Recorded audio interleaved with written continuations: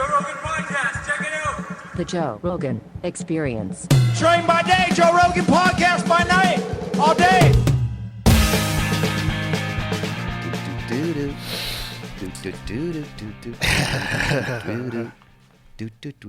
You know who wrote that? Pop No. Quiz. Who? Very famous person wrote. What is that from? What show is that from? 70s. Yeah. Begins with an S. Stanford and Son. Yes. Who wrote it? You're not going to believe it. Quincy Jones. Really? Yes. And it's if you hear the whole song, it's a really good song. I used to love that show. Stanford and Son was fucking It was great. funny. It was funny, ridiculous. Red Fox was the man. He was so funny on that. I actually didn't like that theme song Here we go. when I first heard it.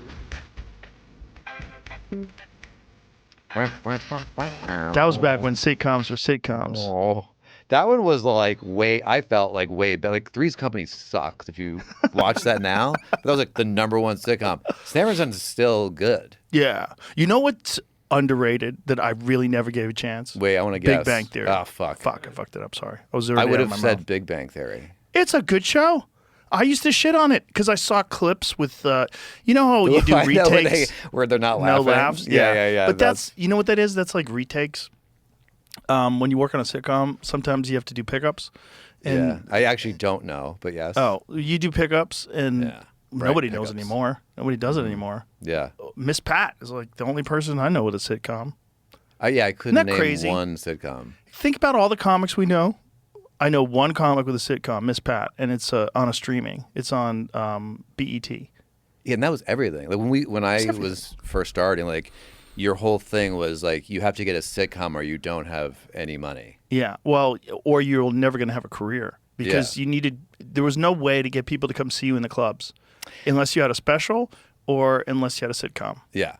And I remember Zach Galifianakis, like it was pilot season. Remember that whole thing? Yeah. That was huge. Like pilot season's coming up. Oh yeah, everybody would be in town for pilot season. Yeah. And everybody would be like a special kind of anxious. Yeah. Because your whole fucking career was laying on this moment where you walked into this room and there was these weirdos, these casting people. There were always really socially bizarre people. And like tired and mad. They've seen some people. And it's always a And tiny dismissive. room. And they're the kings and you are a peasant begging You're a for a piece of bowl of shit. soup. Yeah. And when you walk in, they know they don't want you. Like, They also know you're broke. yeah. And you Desperate. have that desperate energy. You want them to Yeah. you want them to like you. Okay. Hi guys. Want you to like me. Off-putting is what it is. Oh, death. I didn't get any. I never got a sitcom. I auditioned probably for 1,000. I don't know why someone didn't say you're not good at this. No one told me. You could have been on Big Bang Theory, ironically. I could have been. You would have been a fucking major get for them. I would have been a huge get for them. Show would have been a lot better. I had actually I did get one of them. Now What'd you this get? is a story. Let me tell you this story. Okay. So I go in and you get like a callback. Okay. Yes. First casting director, and then you're like, please like me. Then you're like callback, and like, oh, they like me. Second callback. Now I get like real nervous. Like I might get. It was a show, Happy Family. Ever hear that? No. Little nugget. What year are we talking about? 2003. A long time ago. That guy, Larroquette, was on it. Oh yeah. I remember him saying he was, eavesdropping on the set, and he goes, "My friend Don told me that on my gravestone it should say, it's not a great plot, but Larroquette's in it." He told that funny joke. And I was like, Boy. so He was the John Larroquette show was on the same lot as I was when I was filming News Radio. And Lenny Clark, who's a good friend of mine forever. Yeah, Lenny was on that show. And, I'd run into Lenny in the parking lot. We'd talk. But we would watch their feed where John Larroquette would, like, yell at people. Yeah, that's you. The feed is always, they forget there's a feed. Yeah, people were screaming about it. But no one had a cell phone back then. We're talking the 90s. So this is probably 94 or something like that. Yeah. And it was a bizarre scene, man. I never adjusted to being on television. I never did. That's a good gig, though. I mean, shit, that was like... Yeah, but I couldn't wait to not do it anymore once I did it. Really? Yeah, and I had the best version of it. Hilarious cast, brilliant writers. What was bad? The stress of it, it was just like, I just wanted to do stand-up. You know, because you're getting a little famous, and then you have 8 lines. Yeah. And you said they could do whatever you want, and you're like blah blah blah. And listen, then as far as that was also the problem, is I knew I was never going to get another sitcom like News Radio. The other sitcoms that I read for were, they were fucking garbage. After that, did they want you to do something after News Radio? Yeah, there was a few opportunities. I had a couple of development deals to do stuff, but then when Fear Factor came on, my first thought was like, yes, no actors. Oh, really? Yeah, I didn't have to deal with like the whole thing. Like the whole thing of the schmoozing and the, going to these award things and these parties and these press junkets that you had to do. It's like, I didn't like it. Yeah. It just felt, I don't know. It was just weird. I never auditioned for anything. Like, I auditioned for a couple commercials in New York. I auditioned for 2 shows ever. Hardball. We're gonna get back to my Larroquette story. Don't think go to your Larroquette story. No, I want to hear this. I want to say it out loud because I set up a story and then I didn't finish it. So I got this show when I was living in New York. It was called Hardball, and I came out here to L.A. Oh, wait a minute. Yeah, it was a baseball show. I remember Jim Brewer was in the pilot with me. Mike Starr from Goodfellas was in it. I don't know that guy. Bruce Greenwood, who was in Star Trek. He's been in everything. He's a great actor. He was in it. He was like the older pitcher that was like my nemesis. Terrible show.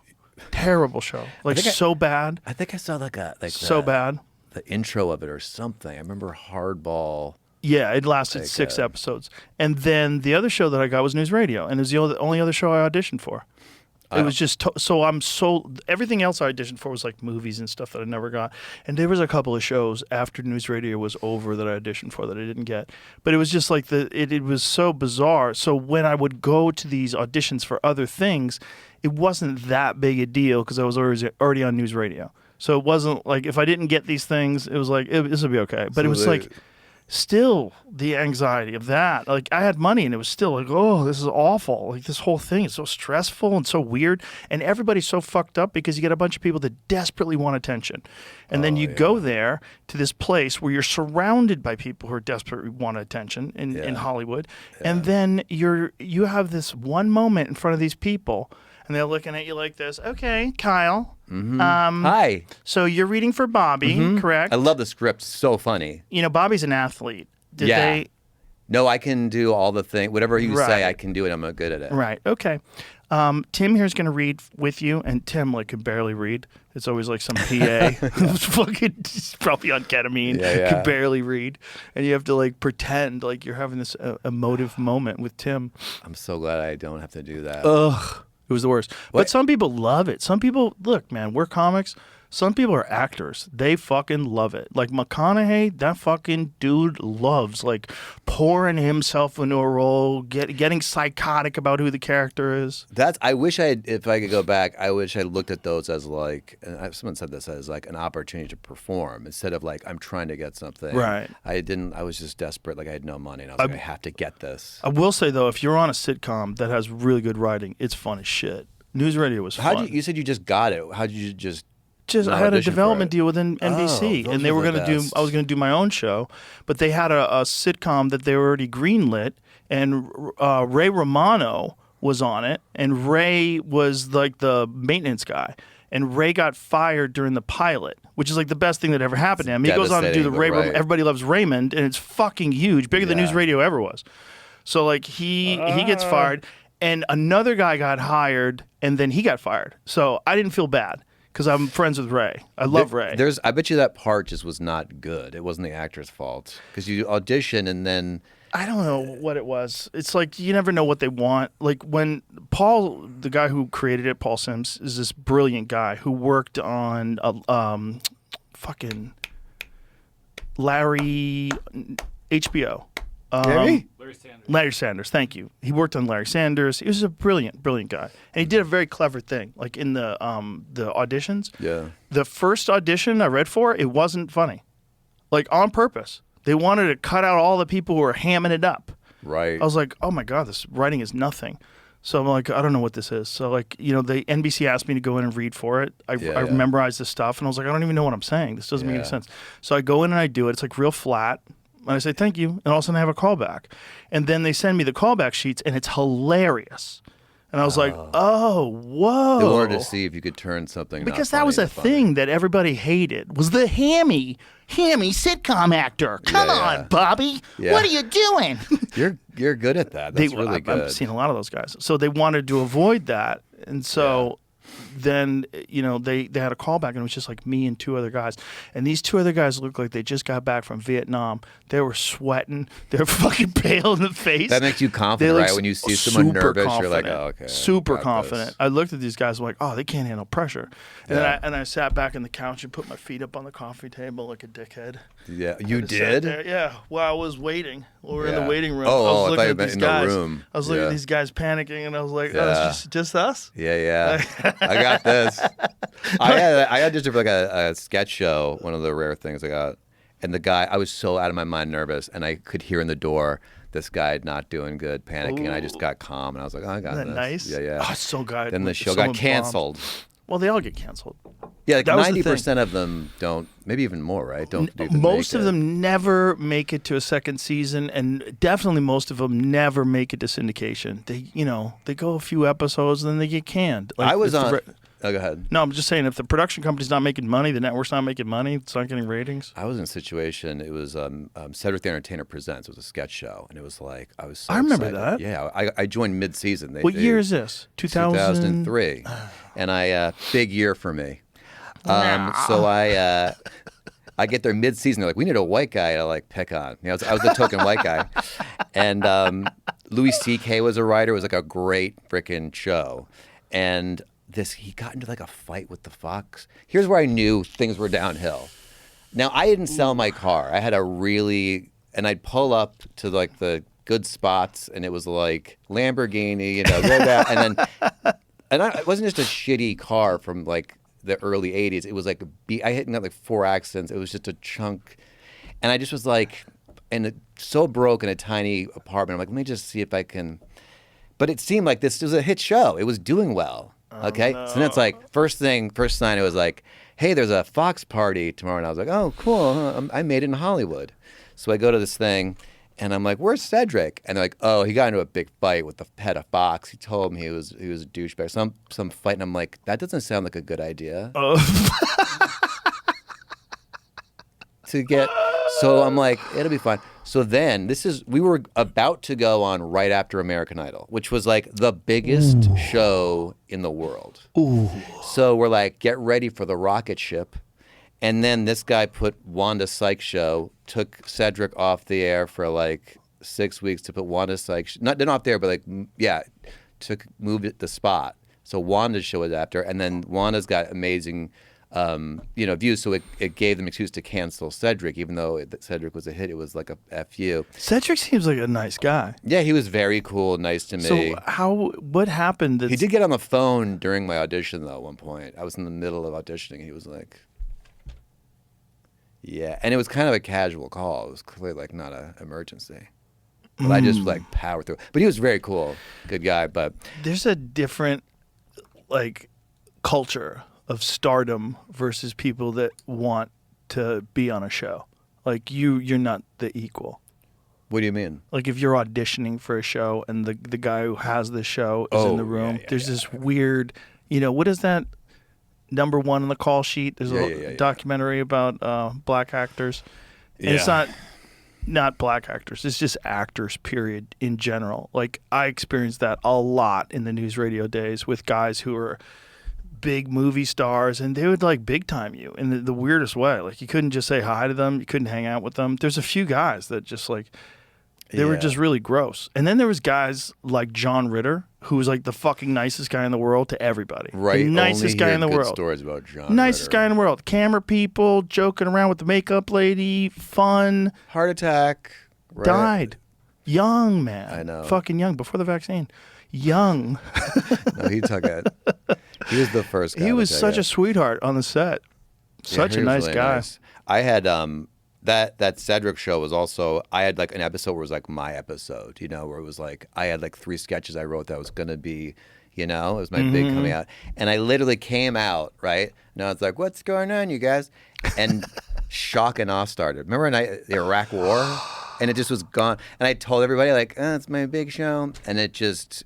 that happened, and then and it just was over. And I was back to. I never sold my car. I was back to my studio apartment. Couldn't you think that studio executives would be wise enough to go, look, we got Louis C.K., we have Cedric the Entertainer, we have a fucking show. Let's figure out a way to promote this correctly. And it was funny. It was just, and it's so hard to make a funny sketch show. They try to plot people together. And you need, real synergy with the cast, and the writers have to figure out how people are funny. Yeah. It takes that's Takes what a while. The first set of SNL cast, they already worked together. And Yeah. that's why they were gelled right away. I mean, one of the reasons.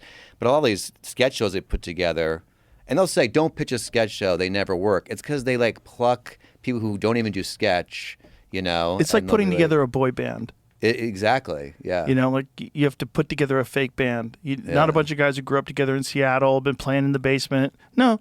That works better, though. Find somebody. Yeah, that works better. If you just put a bunch of hot dudes together. Get bunch of some hot good as hair. fuck guys. Let them Milli Vanilli it up. Yeah. Remember By those the days? way, Milli Vanilli. They got a not bad to deal. change topics, but They got a bad rap. now they'd be fine. They'd be don't fine. care. No one cares if that's your voice. Milli You're hot. Vanilli. I love your dreadlocks. Great look. Great bodies. Great bodies. Dancing around. Great cocks. Girl, I Great- know it's true. Yeah, that's it. Ooh, ooh, I do like their ooh, music. I love you. No, you don't. I do. I They like got that you song. at the time. Remember there was the other one? There was a song. God, it was like a big time band, and there was this beautiful woman who was singing, and it turned out it wasn't really her singing. There was some big heavy lady who was actually singing. Oh, it's always like a big. Milli Vanilli's a big fat guy. It was one of those fucking something Taylor Swift. Factory. What was the band? Music Factory? Yes. They didn't sing? There was a situation like that, right? Wasn't there? Where some lady. I didn't know that. Jamie will find it. There was Jamie finds everything. He knows everything. Jamie hates me. No, he doesn't. Yeah, he he loves does. you. I heard him We talk talked shit about you about me. earlier today. He He was talked saying shit nice about things. me. I was He's spying on bipolar. him. I know. He's He got hit mentally by a ill. golf ball. Yeah, I saw his. He's so cool. I want that. I was watching him. He's got that really cool golf set back there. I want to get one of them. Jamie can golf his ass off. I have a buddy who got hit in the head with a golf ball. He said he was fucked up for 6 months. Oh, really? He got hit in the head with a line drive. Just donk. I hit a kid with a golf ball. He was all right, though. Luckily, I didn't get a good swing on him.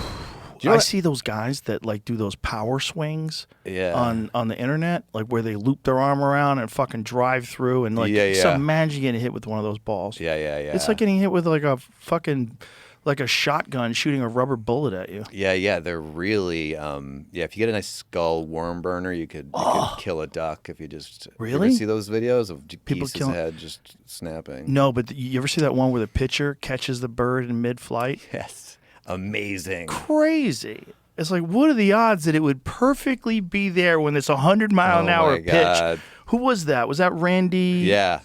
Was it? Randy, what's his last name? Randy Johnson. Randy Johnson. He was The big so tall. unit. He was halfway to the thing. So here's oh what no. you're talking about. Martha Wash, most famous unknown singer of the 90s, speaks.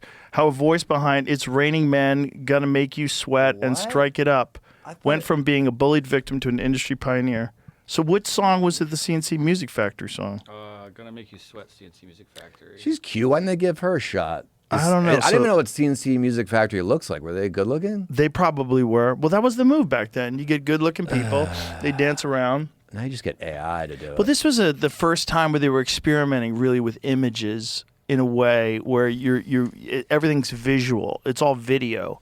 MTV was so important. It was my so God. important. I like the ugly years of musicians. Gonna Make You Sweat, the same song as Everybody Dance Now. Oh, that's Everybody. it. Yeah. Oh, So God, that that's reminds me it. of So college. some other lady in the video was singing it, but that lady was the real voice behind it. But she just didn't look like they wanted her to look. Uncredited vocals on the chorus. Which is just so crazy. You don't think look what's happening with Lizzo. You don't think that would have happened in 1994? Of course it would have if you just tried it. Everybody. That reminds me of college. I went to school for acting, which is the dumbest thing you can ever go to school for. What did by you the learn, way. Kyle? Nothing. What did you learn? Honestly, I learned how Give to us be a your worse wisdom. actor. I really do Really? believe that. Yeah, because it was Shakespeare and stuff, and I'm terrible at that. All my teachers thought I was just terrible. And they did this one class. Athletes have to be very careful about how they treat their bodies, something everyone wants to do, actually, right?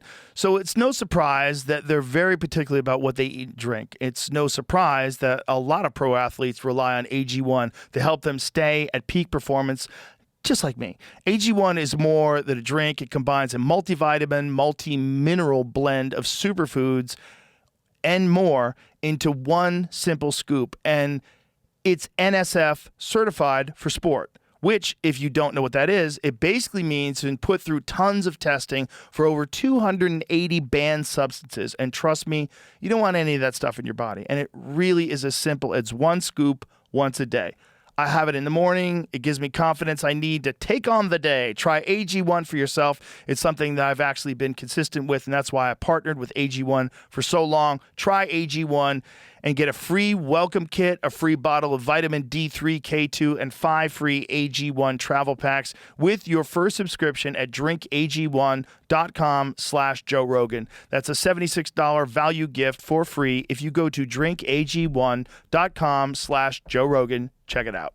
Literally, like, this was called Movement for the Actor. Now imagine like my parents paid for college, which is so nice of them. I don't have any debt, but like what a waste of my parents' money. This is an hour class, Movement for the Actor. So they'd put on music, like everybody dance now was one of the things. And then you're supposed to just creatively like do whatever. So these a bunch of weirdos, like $50,000.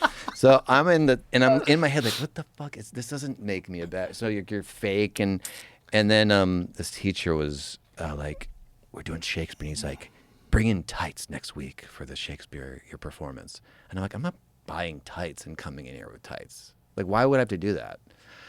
Because back then they dressed in their normal clothes.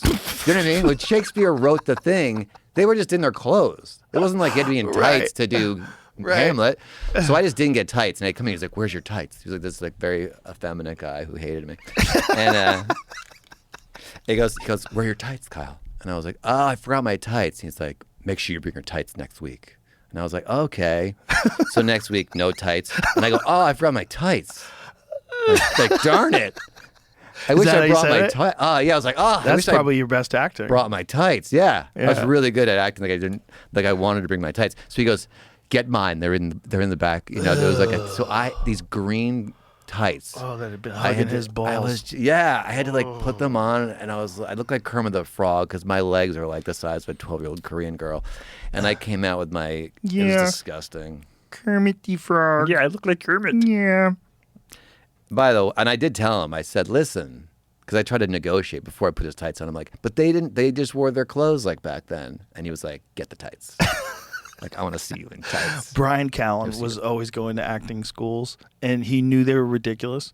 But I think like Brian at one point in time was like completely enamored with the idea of being in Hollywood. Like he had a bunch of like famous actor friends, and he'd go to famous actor parties, and he'd take acting classes. He's always working on his craft. I love that, working on my craft. By the way, but he was bullshitting. He was aware. He was fucking around. Like when he would say working on my craft, he wasn't being serious. He was completely joking. Yeah, he's very. So he had this teacher that was, I think it was a Scientology hustle too. It was one of those things. There was a lot of that, particularly in the 90s. Oh yeah, where the teachers were Scientologists.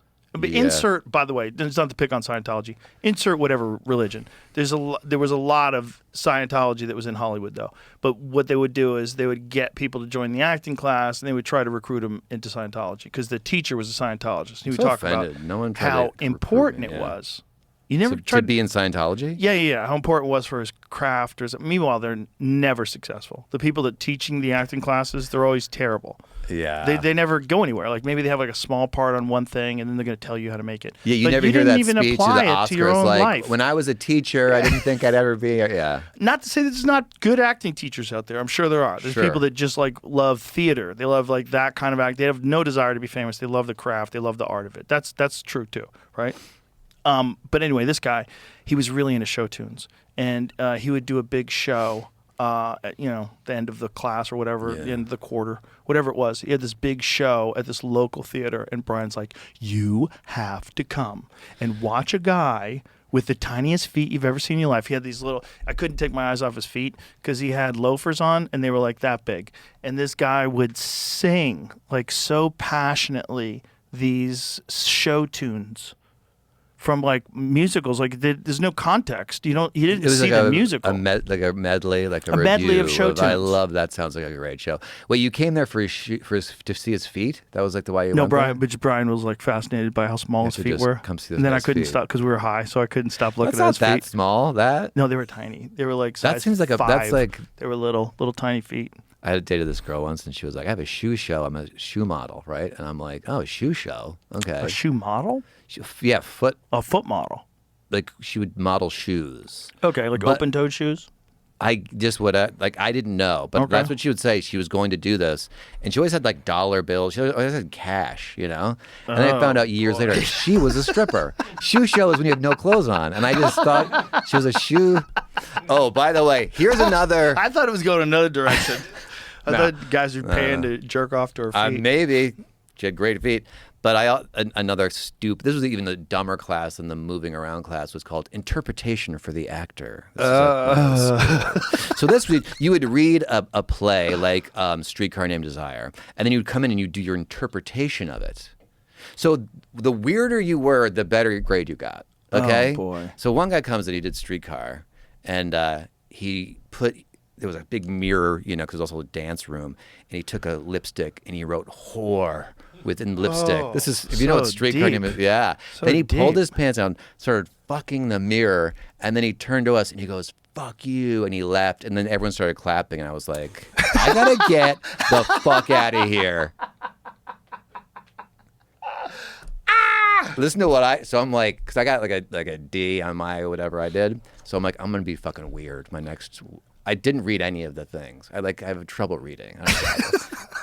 I don't know how to read. I just never learned. So I was Glass Menagerie is my book. Didn't read it. Whatever. I just went in there. I got an egg. Okay, and I took one of my mother's Waterford crystal glasses and a string, and I took the string and I was just like, nobody sails the seas if they don't find their way. Then I clipped the string, and the glass fell and broke. Then I went outside, you could see, and I buried an egg. It makes no fucking sense. And then the guy said, "What grade do you think you should get?" And I said, "An A," and he gave me an A. And that was my college work. He's brilliant. By the way, I'm working on my craft. By the way, are you really working? Like, when you work... Meryl Streep was an amazing actress when she was 20, and she's amazing now. Are you working 4 hours a day getting better at acting? No, you're not. You're not training. There's a little bit you can kind of learn, but you're done after a little bit. If you're not Daniel Day-Lewis already, Fucking love that guy. yeah. If you're not that guy already, you're probably never going to be able to do that. Yeah, they talk like they're like working their piano skills all day and 4 days. Like, your craft. You know, the problem. What we did is we were like, not me at all, but. When they were like, "Oh, let's make some more money. We'll have an award show, and then we'll make money." That's why there's the Oscars. They're famous. But the actors thought, we're doing something really great. The Oscars are like the Olympics for actors. Yeah. You know? And the Olympics, at least you're like, I don't know, doing something you can quantify. But like a 9-year-old won an Oscar. Like, how... Like, there's not be like a 9-year-old like best surgeon. It's like it's a thing you can do or kind of can't do. There's a little bit of learning, but certainly not movement for the actor. Or it's not brain surgery. No, it's not working on your craft. It's not even like it's not painting. It's not even like when you crunch a ball and you throw it into a basket. Like the skill is like. Well, it's one of the few. It's one of the few careers where it's a benefit to be out of your fucking mind. Yeah, it's about personality. Like, we love the person, like Jeff Goldblum, love that guy, Christopher Jack Walken. Nicholson. Amazing. Like, there's amazing actors. You like the people who party. Yeah. Crazy wild people. You want the story behind it to be. Yeah. God, I miss Jack Nicholson. Oh, yeah, he was the best. Good old Jack. He was the best. Did you ever see him flirt with Jennifer Lawrence? Did you ever see that video? No. How old was he at the time? 1,000? He was 1,000. Wait, Jamie, do you have that? I don't mean to run this show, but it's a good schooling on like he's so cool, and this girl's way too young for him, but it reminds. No politics, Jack, no. George. What about If you want to talk politics, we can. Such a beautiful job. Thank I know you. you crush it. Yeah, you're being really rude. Good to see you. I loved Dunnigan. Oh my god, thank you. I loved all your movies. Oh really? Do I look like a new girlfriend? I thought about it. I thought about it. Do you think that I thought so about it became flirtatious, but it was mostly just complimentary about her movie? What movie was that? He stayed cool, and he makes that eye contact, and then It's like you need crazy people to make. she was great flirting. movies. Actually, probably one of She them. flirted with him. Yeah. You need crazy people to make good movies. You need it. You need a guy who's going to pretend he's Lincoln for 4 months.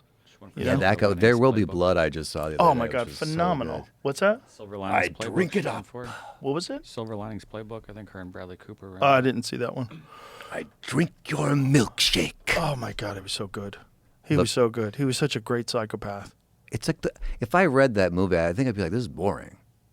There Will Be Blood is just Right, I'll drink your boring. milkshake. What? At the end, he's talking to that guy who's religious, who's like, "Can I have some of your?" And he's like, "No, there's no more oil under you." He's like, "I drank it up." And he just made the analogy of a straw, like Yeah. drank up his thing, and then he I beats him drink with your a milkshake. bowling Bowling pin. pin. He's like, "I'm finished." One of the best endings to a movie. Yeah, it was a fucked up movie. And it was So that's a different thing, you know, that kind of acting. On me to take it out of the garage. No, listen. I paid him $10,000 cash in hand. Just like that. He has his own company now. A prosperous little business, 3 wells producing $5,000 a week. Why is this dude crying already? Stop crying. You He needs sniveling money. He got ass. broke. Stop your nonsense. and he's coming back to like beg him. You're just the afterbirth, Eli. No. Slithered out on your mother's filth. No.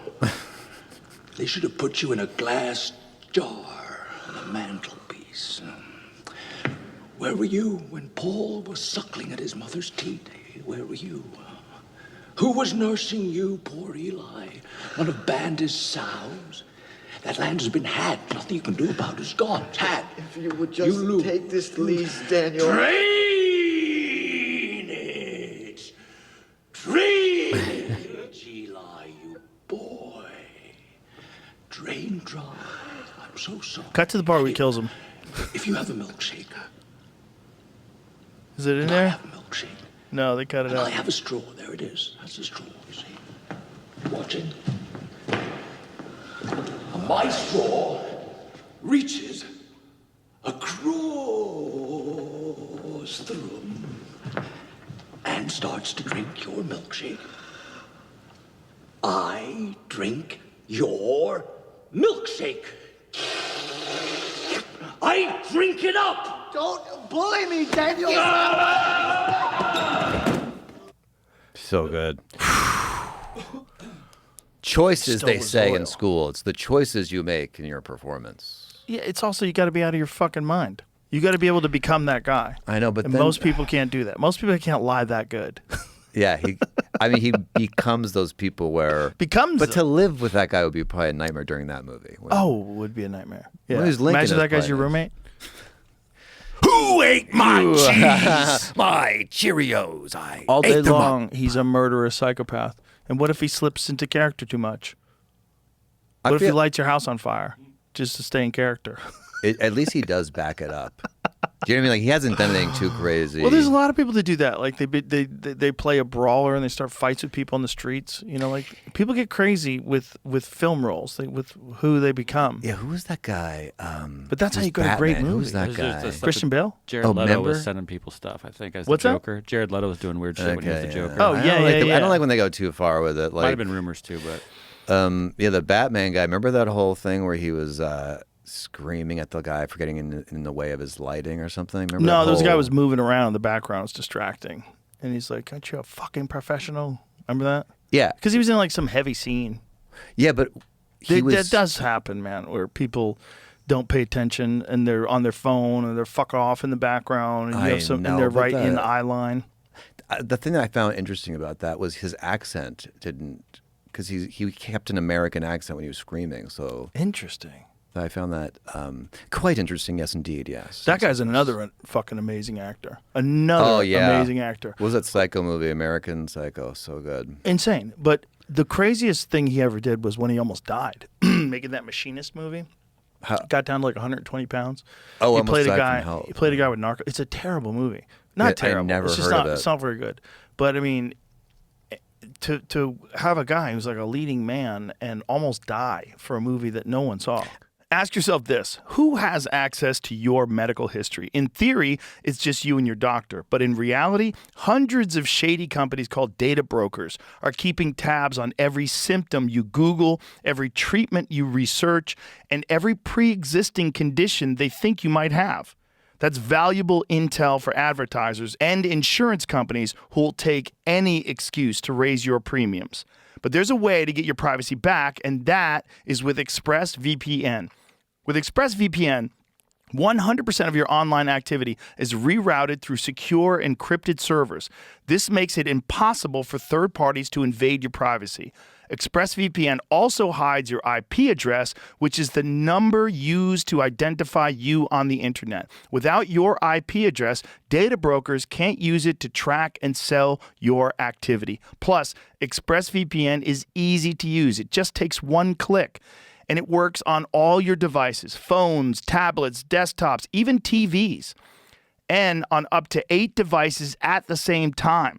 This is why ExpressVPN is the #1 rated VPN by the experts at CNET and The Verge. And the best part? Podcast listeners can get 4 extra months of ExpressVPN for free at expressvpn.com/Rogan or by tapping the banner. And if you're watching on YouTube, you can get your 4 free months by scanning the QR code on screen or by clicking the link in the description. I got a movie. It was like it was right in between. It was Joaquin Phoenix's movie. It was so bad. The only movie I ever got, and it was between The Joker and the next. It was like set up to be this big movie. It was Gus Van Sant movie, and I was a doctor. I had to say all these like crazy things, technical about the spine and I knew if I could just get through this audition and just say this, I'll get this part. I'll be in the top 10% because everyone's going to fuck up this and be staring at a piece of paper. Right. So I did the whole script. I had like, when I tap here, say this, I had a whole thing that made me memorize it. And I went in and I got it. I go to do the thing. No one talks to me. The wardrobe guy goes, "What outfit you want?" He showed me a couple. And I was like, "This one? I'm choosing the outfit of this doctor." I was like, "Okay." And then never saw Gus Van Sant. And then I get there and they go, just when they say action, go in there and then do your scene. There was no blocking or anything. And I'm like, okay. And I've never done a movie before. And I'm like, I don't think this is how you do it. So they're like, act, and they go, go. So I go in there and I'm like, see Qualum and doing this whole thing. And Gus Van Sant comes up after me. He goes, have we met before? I auditioned like 3 times for him, and I got the part. And I'm like, yeah. And he goes, you're talking over Joaquin. And I go, don't talk over Joaquin. I couldn't hear Joaquin Phoenix at all because he was just like doing his lines like that, you know? And I wouldn't think as the doctor talking to like assistants that I would stop talking in the middle of my sentences while he's talking because he was talking to himself. But it was the weirdest thing. Terrible so when movie. was he playing an insane person? He was crippled. Is that PC? Did we say that? Crippled? He couldn't move his legs. Yeah. It was the guy, he was a cartoonist. I'm blanking on the name of the movie, but he was a cartoonist, and it was this like biopic. And it was a very weird experience. But the movie, anyway, my point is terrible. It's a terrible movie. But you thought it was going to be a banger. Thought this was your shot. No, because at this point in my career, like the shock and all, like these things happen to me over and over again, where I'm just like kind of laugh at it, and it's like, okay. I remember I was, There's been a bunch of situations where like, get ready for the rocket ship, Kyle, because things are about to take off, and I'm always like, okay. Oy. Yeah. The old rocket ship. Isn't that funny? Like everybody wants to. It's just the weird anxiety of not knowing if it's going to work out for you. It's such a terrible place to be. Like, that's where the real making it is. The real making it is just not worrying about that anymore. The real making it is just like, oh, I can make a living.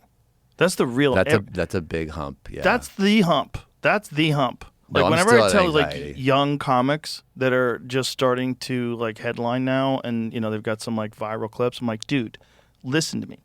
you have already made it. Like, you're a professional now. This is the hump. Everything now is just stick to the grind. Stick to the it's gravy from here on out. Like, you should be so happy. You're talented and you're successful. It's actually happening. People are paying to come see you. I'm like, you got this. Like, from here, because everyone's like, man, what if they stop coming? What if they don't give into that. You should have fun. Have fun. They want you to have fun. Come on. Yeah, it's they almost like your you job is have fun. Your job is to have fun. I wish someone told me, because I really did not get this advice for a long, long time. Dude, some people that are super successful still don't do that. There's guys out there that are super successful that are paying attention to the ticket sales of other super successful guys and comparing that's not themselves. A good place to be. I'm talking about like arena acts that do that. Oh, really? Oh, yeah. That's people mental get illness. kooky. Yeah. They get kooky with like numbers and their position in the ladder and am I making it? Is it happening? What does their name rhyme with? I'm not telling you. Jamie knows. I could tell by the I smile like them on too. his face. I like a lot of people that think ridiculous things, but it's a trap that, you know, the struggle that led you to become successful at something in the first place, that becomes like your mentality once you're in a different stage of it, and you have to adjust. It's hard to change. You got to be able to adjust. It's almost like changing your personality to change that habit. I mean, it's really difficult. Well, everybody adjusts a little bit, right? Because you first get into it because you want attention. Like, you first get into it because you think, maybe I could be a comedian. That'd be cool. I'd be on stage. I'd get attention. And then after that, you don't need that. That's not what you really want anymore. Like, then it becomes like, I just want it to get better. I'm working on this thing.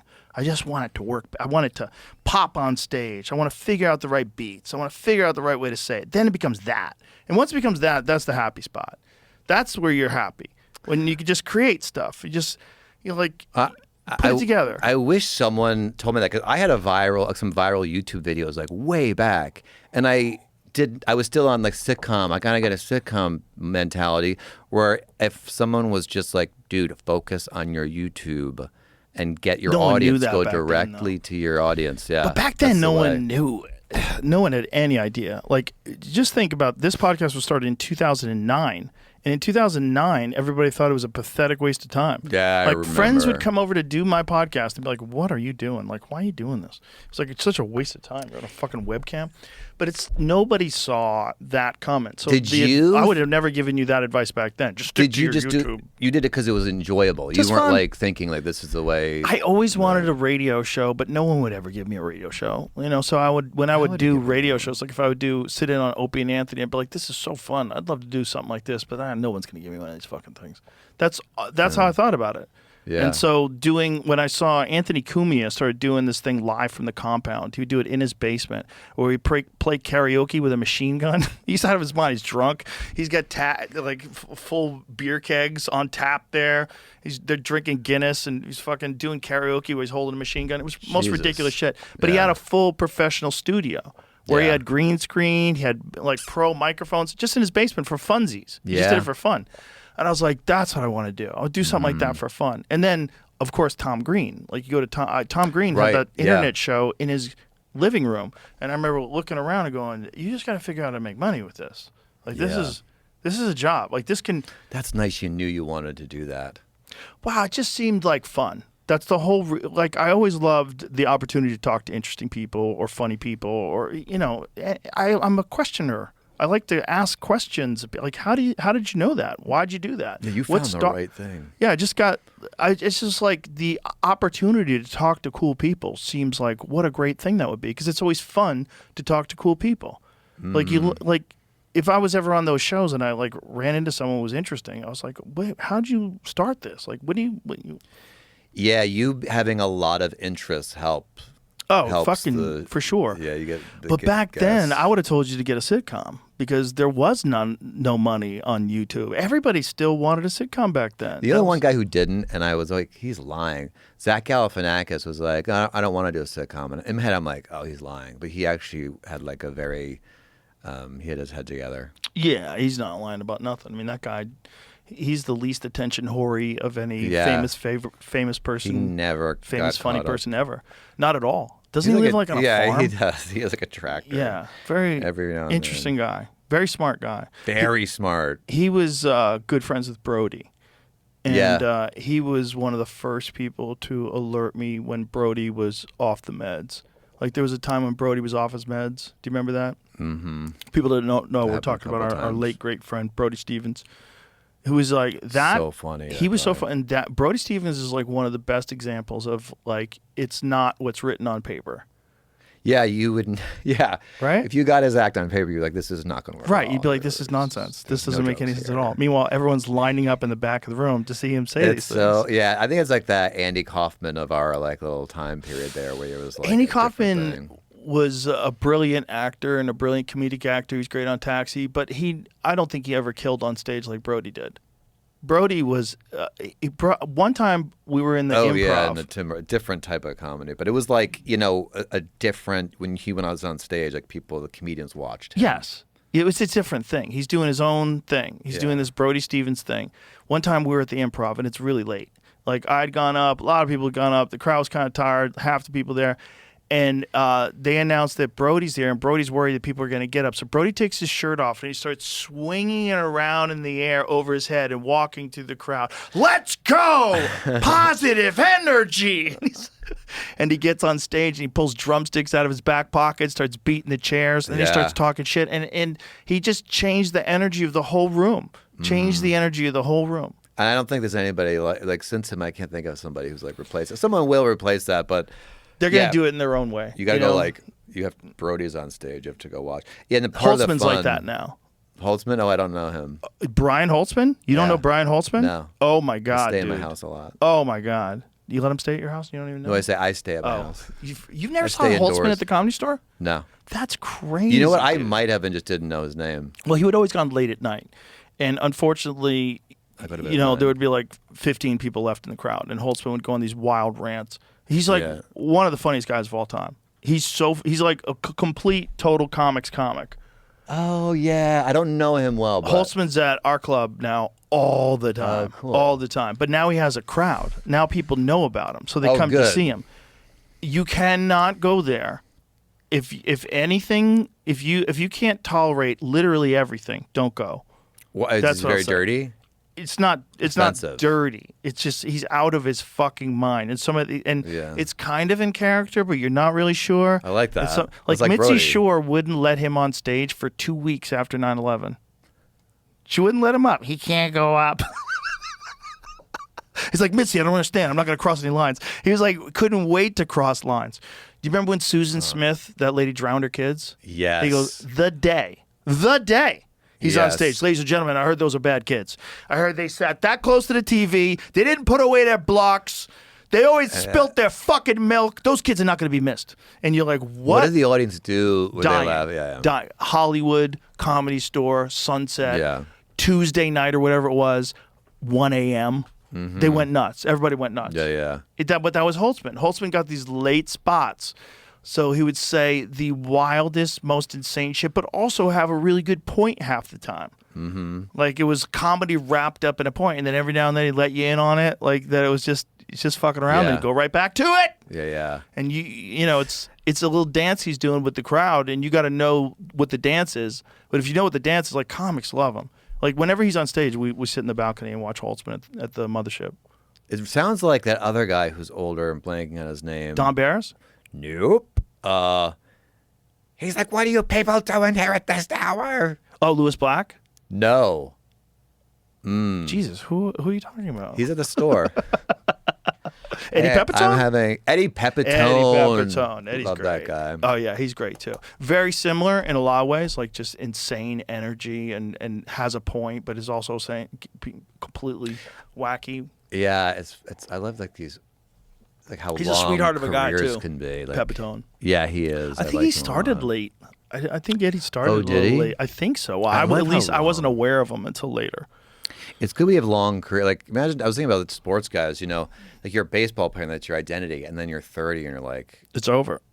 You can go to maybe 40. Like, look, Tom Brady still playing football. What was he, like 42 when he retired? Still, that's youngish to have. Young as fuck if you're a comic. If your identity is I'm a sports, player. I'm like a sports player. That's how much I know. I just revealed how what a good big sports guy I am. A sports player. You know, are you a sports player? Yeah, an athlete makes a ton of money for a very short amount of time. That's why they all go broke. Or not all of them, but a large amount of them go bankrupt. It's also just like, you think about your identity when you're a kid, and you probably get all that, identity as an athletic person, then you become like a professional. And it must be difficult to just, you have to really never hook into that. Like, that's my identity. It's also like if you're a really hot woman, I think it's hard when, you got to not have that be your identity. And Can't be your whole thing because one day it's going to go away. Yeah. But if you're an athlete, it goes away even quicker than being a hot lady. Like, there's hot ladies that are in their 50s. They're still hot. They maintain their looks. Some hot ladies in the 50s. They work out. They take care of their skin. But there's no, like, super athletes that are in their 50s. Like, they don't exist. What about... Not at a professional level. Hold on, let me think. Go ahead. It's not possible. I know athletes. There's Give me one a guy. second here. There's one guy I can tell you that did it into his 50s. Bernard Hopkins. He played golf? No, he was a boxer, world champion a boxer in their 50s was multiple good? division world champion boxer, was beating world champions at 50 years old. Did Tyson, was he going full on? I don't know. I'm not Mike Tyson. You don't know? But I would say by the tone of my voice, you could sense a little bit of skepticism. Yeah. Anybody who's a combat sports athlete looked at that and said, I'm happy Mike Tyson made money. It seemed like he held back a little bit, but maybe there was an agreement. I wasn't there. That would be I'm not Jamie one knows. for wild speculation. No, I don't you're know not. if you know. No, you don't get Gordie involved Howe in was anything. playing until he was 69 years old and 276 days. He Who played is one that? extra game. Gordie Howe. Gordie Howe, great Soccer, pinball hockey. player. He was 69. Right, Yeah, I mean, he wasn't in the NHL at that point, but he played a professional hockey game at that age. Yeah. That's insane. Hey Joe, can I have a cigar? I want to Sure. look manly. Yeah. I Let's smoke some need cigars. something to look manly. Let me get 'cause some freshies out of the don't have the- humidor. You look very manly. I mean, I thank you, but I sometimes I look in the mirror and I'm like, that guy looks a little. That's the key. Kelly Slater, also pro surfer, still rolling. I'm gonna look ridiculous. Kelly's a great example. He's another example of someone who just takes care of themselves. But Bernard Hopkins was what was like Bernard Hopkins' world championship fight that he had when he was in his This 50s. list on Wikipedia gives Albert Hughes as the oldest pro boxer at 70 years old. Oh in my God. 2019. That seems Where was like he out of? suicide. I'm gonna look. I don't. What year? It doesn't I know have a link. Archie Moore, who was a famous boxer before the Muhammad Ali days. Like Archie Moore was. That's like way back in the. There's video of it. I don't know. if What? this counts. Oh, that's just insane. sad. Who's he No, fighting? no. The That's guy he's fighting does not look like he's trying to hit him. He wins. No, it says. The old guy wins. That's what the video headline says. This guy's not looks trying. like someone Second took a round motherfucking KO. dive. Win over. That kid needed money. Yeah, this kid's not punching back at all. He's just covering up. This looks super sus. If I was that, and he just goes down. Yeah, if I was the athletic commission, I'd have a talk with those fellas. I'd like, hey, what are we doing here? Is this pro wrestling? White Tyson. Yeah. 36 years after his last fight. So yeah, this must have been Well, some I do just- know that people have been offered fights that are fake fights. Like they've been You offered do know that for a fights. fact. 100%, 100%. I know people have been offered fights where they said you will win the fight. I don't like that at all. I know there's celebrity boxing matches and celebrity fights that are like that where they make a deal. Would you ever do a legit fight at some point? I'm old as fuck, dude. No, dude, you're chicken, spring chicken. No. No, you shouldn't do that kind of stuff as you get older, I don't think. I don't think your body's as resilient. Even if you stay fit and in shape, you don't want head trauma in your 50s. I know. I've hit my head so many times in my life. I'm a little worried about So it. Hopkins broke his own record by winning the IBF light heavyweight title from Tavares Cloud in 2013, and again in 2014 we won the WBA super title from Beibut Shumanov at ages 48 and 49. That's fucking crazy. So he wins two titles, a title at age 48 and a title at age 49. Incredible. Are those rigged? No. No, the way that he would box was super intelligent. Like he was very defensively minded. Like, you didn't get clean shots off on Bernard Hopkins. He was very clever and he understood boxing like at a very, very like deep level. His footwork was always on point. Never drank, never smoked. always took care of his body, ate only organic food, worked out every day, never got out of shape, just all discipline. And so he was able to maintain his body. Did you ever have that guy, Brian? I do that? I hit like that. What the hell's Oh, what the this? fuck? It's not working? Piece of shit. These things die.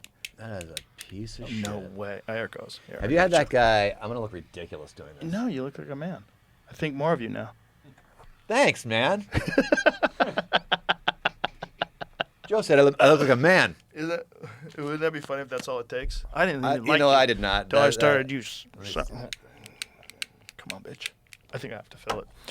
Yeah, I only got a corner. Have you had that guy on who's trying to live forever, the vampire? No, I haven't. I'm really fascinated with that guy. I like what he's doing. He's trying. It's kind of interesting, but he's doing a bunch of stuff that I would say most experts believe is not the way to go. One of them is avoiding sunlight. Like, oh, yeah. Yeah, you're supposed to get sunlight. Like, sunlight is important for your body. It's the best way your body produces vitamin D. It's great for your endorphins. Sunlight is good for you. This idea that you should be shielded from the sun because you're going to prevent skin cancer, it's probably... I've talked to a dermatologist about this, and they were explaining that if you don't have resilience from the sun, if you're not like used to going out in the sun, and then you go out all in one burst and get sunburned. He's like, yeah, sunburn is not good for you. There you go, fella. Yeah, he goes, you're damaging your skin. What you should do is get accustomed to being in the sun so you don't get fucking sunburned. And then be out in the sun. Don't get cooked. Don't spend the whole day out in the sun and get cooked. But like being out in the sun is actually good for you. It's healthy for your body. Yes. That's just one thing. The other thing is the vegan thing. I get it if it's for ethical concern. You've got this idea in your mind that animal life is more important than plant life, and you don't want to contribute to animal death. Okay, I understand that perspective, but not from a health perspective. From a health perspective, all the studies that showed that meat causes this and meat, it's all been debunked. Yeah. And not only that, most of them are these epidemiology studies where they ask people, like, how often do you eat meat? Is it 2 times a week, 3 times a week, 4 times a week? And the more people that ate meat, the more people you see diseases, the more people you see problems, all these health consequences. And so they go, oh, meat correlates to these health consequences. What you don't ask them is, how did you eat the meat? Is it a Jack-in-the-Box burger with a fucking giant Coca-Cola? Did you have fries that were cooked in seed oil? Did you eat cake with it? What did you do? Do you smoke cigarettes? How often do you drink? Do you drink every night? Okay. Like, people that are more health conscious, especially if they haven't like read into it enough where they really understand what's nutrient dense and what causes problems with your health and what are the real issues with high sugar diets, like and those people, they hear meat is bad, so they say, you know what, I'm just gonna eat vegetarian. It seems like it's healthier. I'm just going to eat lentils. They're good for you. They don't cause cancer. I read about the China diet. And so you start believing that. But that's not really true. And people have eaten meat since literally the beginning of time, and 95% of the planet eats meat. There's a bunch of things that likely contribute to all sorts of metabolic diseases that people have. I don't think regular meat is one of them. I don't think a grass-fed steak and a fucking salad is going to kill you. I think the real issue is buns and fries and soda and chips and cookies. And the people that don't avoid eating meat, if they're not well read about it, they're doing it because they don't give a fuck. I'm going to eat a burger because I want to eat a burger. So you get a lot of that. So in the people that avoid meat, you get like a healthy user bias. Because these are people that, even if it's not correct, like I know people that truly believe that you can become a better athlete on a vegan diet. I'm like, okay, but there's no pros who have ever done that. No pros have ever gone vegan and been, especially at an explosive sport. There's only like a few people out there. Like there's a guy named Martin Bacole. Do you know who he is? Of course, Martin Bacole from the Cincinnati Red Dogs. No, you're making it up. Martin Bacole is one of the best heavyweight boxers in the world. He's this fucking enormous guy. I think I don't remember what part of Africa he's from. He might be Congolese. He's a monster. And he's a vegetarian. Fucking people up. It's kind of crazy. Yeah. Like one of the best heavyweight boxers alive. Huge guy, and he's a vegetarian. It's an aberration, though. And vegetarian, you can still eat eggs. Eggs are probably as good as anything.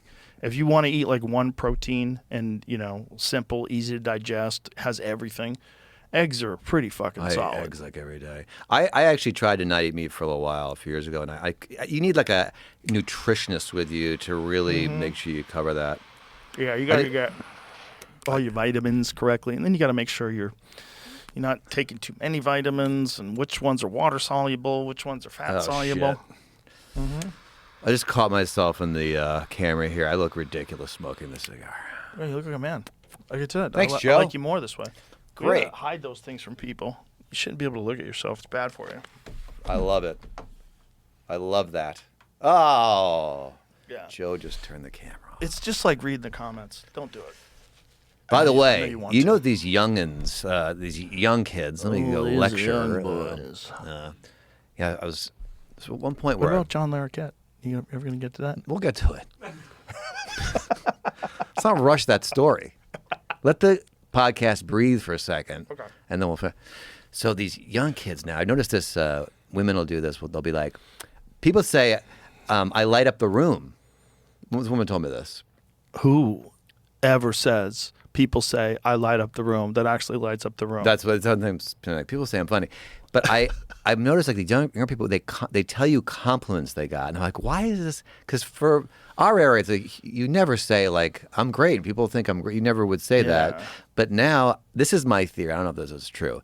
They've grown up on Facebook where people say you look so pretty, and then everyone sees the compliment. And now when they go out in the world and they get a compliment, then they're like, oh, I let people know my everyone sees the compliments. That's probably exactly That's my theory. That's a very good theory. I think that's I'm writing dead a on. book about it. You should. Buy that. Make sure you do the audio yourself. I have no merch. Yeah, I'm going to definitely do the audio. You don't have any merch? No merch. You should have Caitlyn Jenner merch. Yeah, baby. Yeah, baby.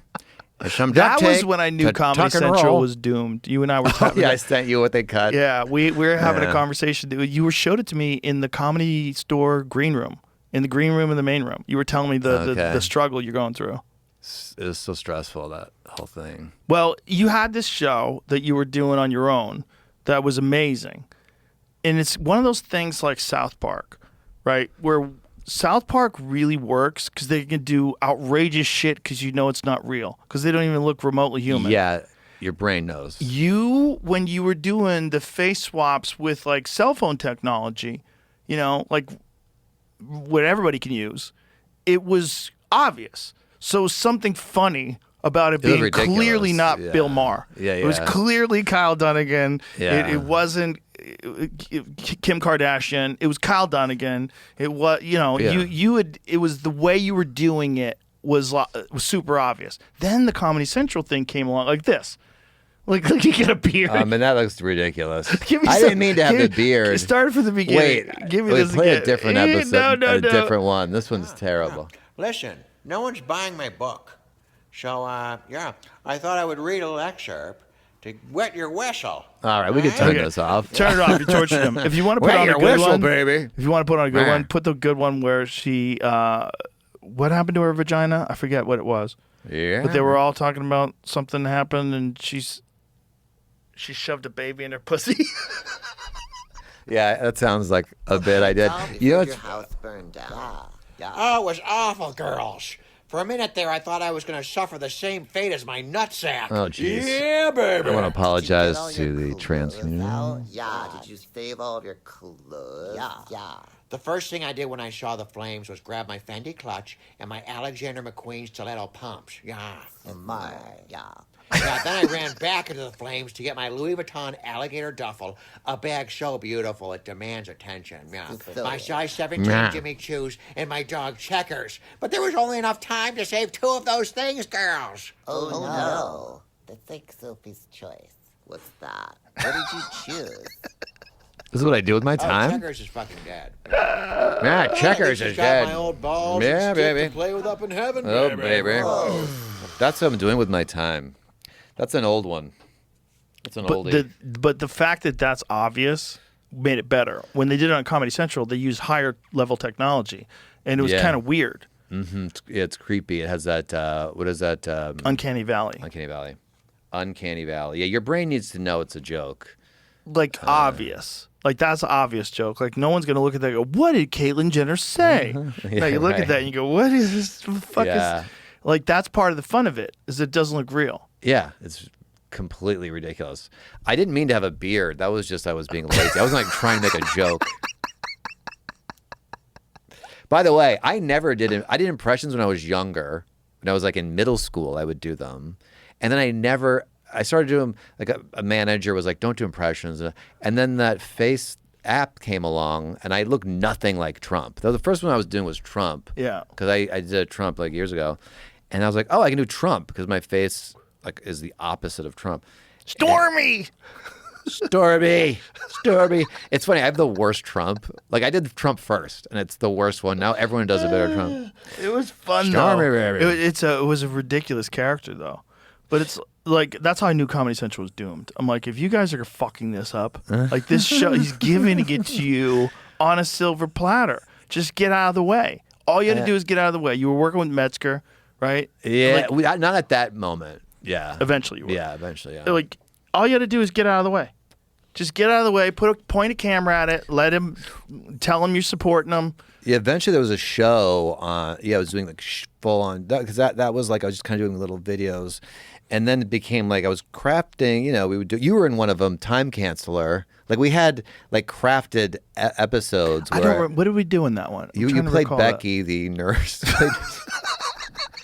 Where's Time Canceller? Just to show Joe. I don't think you remember this. You probably don't remember it, but Time Canceller was like a full episode where no one ever was like, hey, we can make this, and it wasn't dirty, and it was like got a lot of views, and Hollywood never was. They were always like, no, thank you.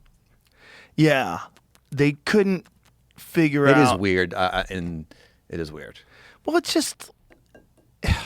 it's this weird marriage of comedy, creative people, and then business people, executives. That's the weird marriage.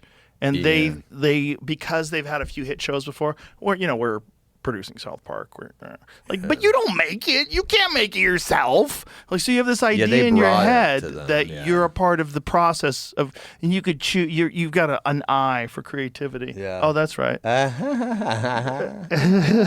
Nurse Becky. You were really good in that. Thank you. Do you come up to that on stage? To Nurse Joe Becky? Rogan from the Well, Time a lot of people like to Canceller? bring it up at the airport. Yeah. Comes up there a lot. Do you have any like I don't want to be seen? You just like people coming up to you? How do you feel about that? Most people are nice. It's just people being nice. Most people. That's vast good majority too, of people, they just want to say hi. They like what you do, and it's nice. Because of you, a lot of dudes come to my show, which is great. Was it mostly girls before? It's mostly nobody. It was mostly neither people are coming to my shows. But now it's great. People are coming to my shows. But it is like a sea of dudes. Like no, I did a tour and I started counting like, are any girls coming to my show? And the only ones would be like, my boyfriend likes you. They'd say something like that. Yeah. Like, and I saw thousands of people. I didn't see. There was never like 3 girls came to see me or something. It might be like one autistic girl. No ladies. Who likes to hear you say, yeah, baby. Yeah, baby. Yeah.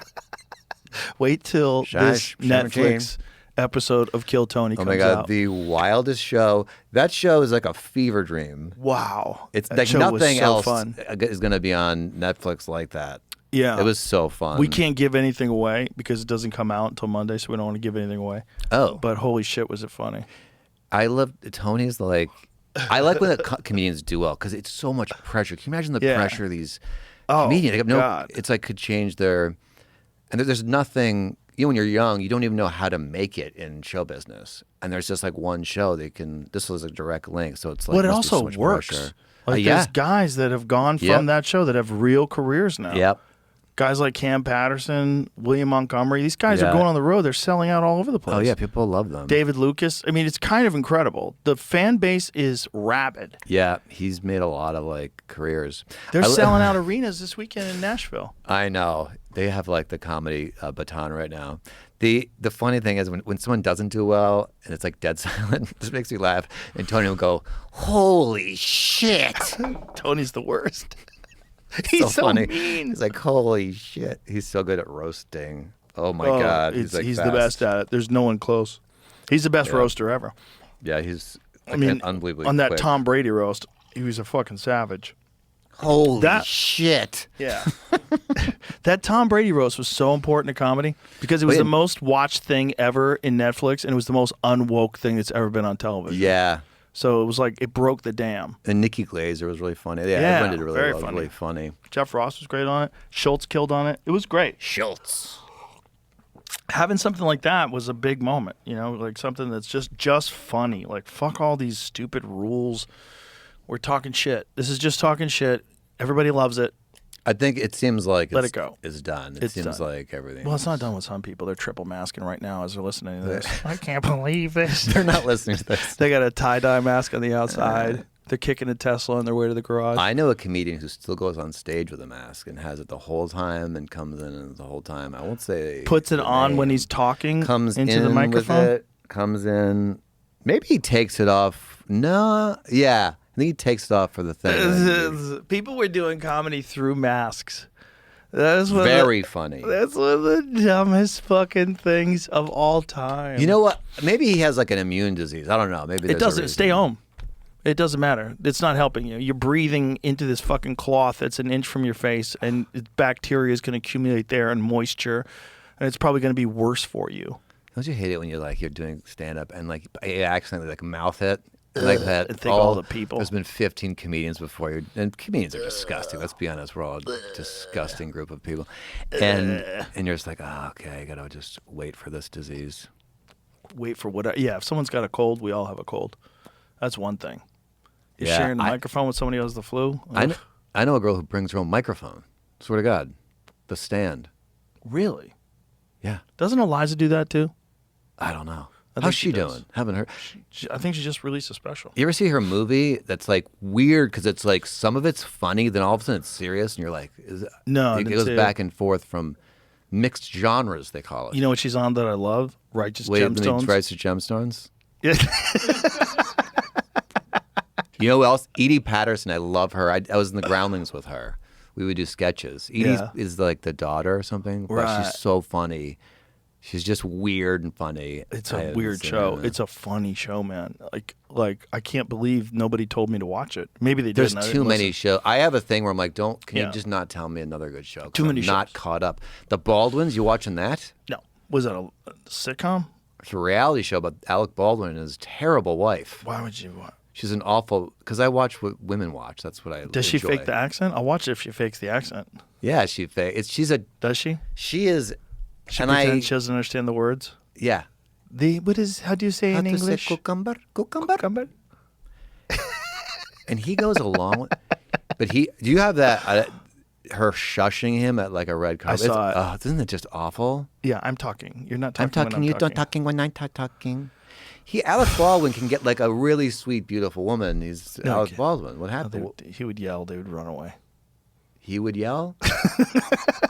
What do you mean he would yell? He would yell at them. They'd run away. Who knows? Who knows what these two are like? They both look like they're out of their fucking minds. And I'm sure it's edited, but he comes off way better than her. Maybe he's doing that on purpose. Maybe that's a clever move. Let her say crazy shit. Don't check her. Let her come off looking like a nut. Maybe they planned it. Maybe they have a wonderful relationship, and they said, "Listen, this is not going to sell." She humiliated him. Maybe you're right. It'd go viral. Listen, you are going to shut me up, and I'm not even going to comment on it. Oh. Plus, I just killed a lady. So it does make you forget about when he killed that lady. It's a good way to make you forget the show. Yeah. What was I the other good way that? is you change your gender. Oh yeah, that's another good way. I mean, Bruce killed that lady with a car, baby. That was Bruce. Yeah, just Bruce. That was like right after that. Have you ever seen the footage of the car, the reenactment? Like she was putting on lipstick or something. She was very distracted. With her phone. What was I gonna say about Alec Baldwin? Hold on, there was one other thing. No, he was. You said she. You shouldn't say she. You should say What'd I say? You said she was. Please correct yourself. That was back when she was Bruce. She was she him. Always Bruce? What does it say in the Olympics? Dead name. What? Can you dead name in the Olympics? Is that allowed? Dead naming kind of went away, huh?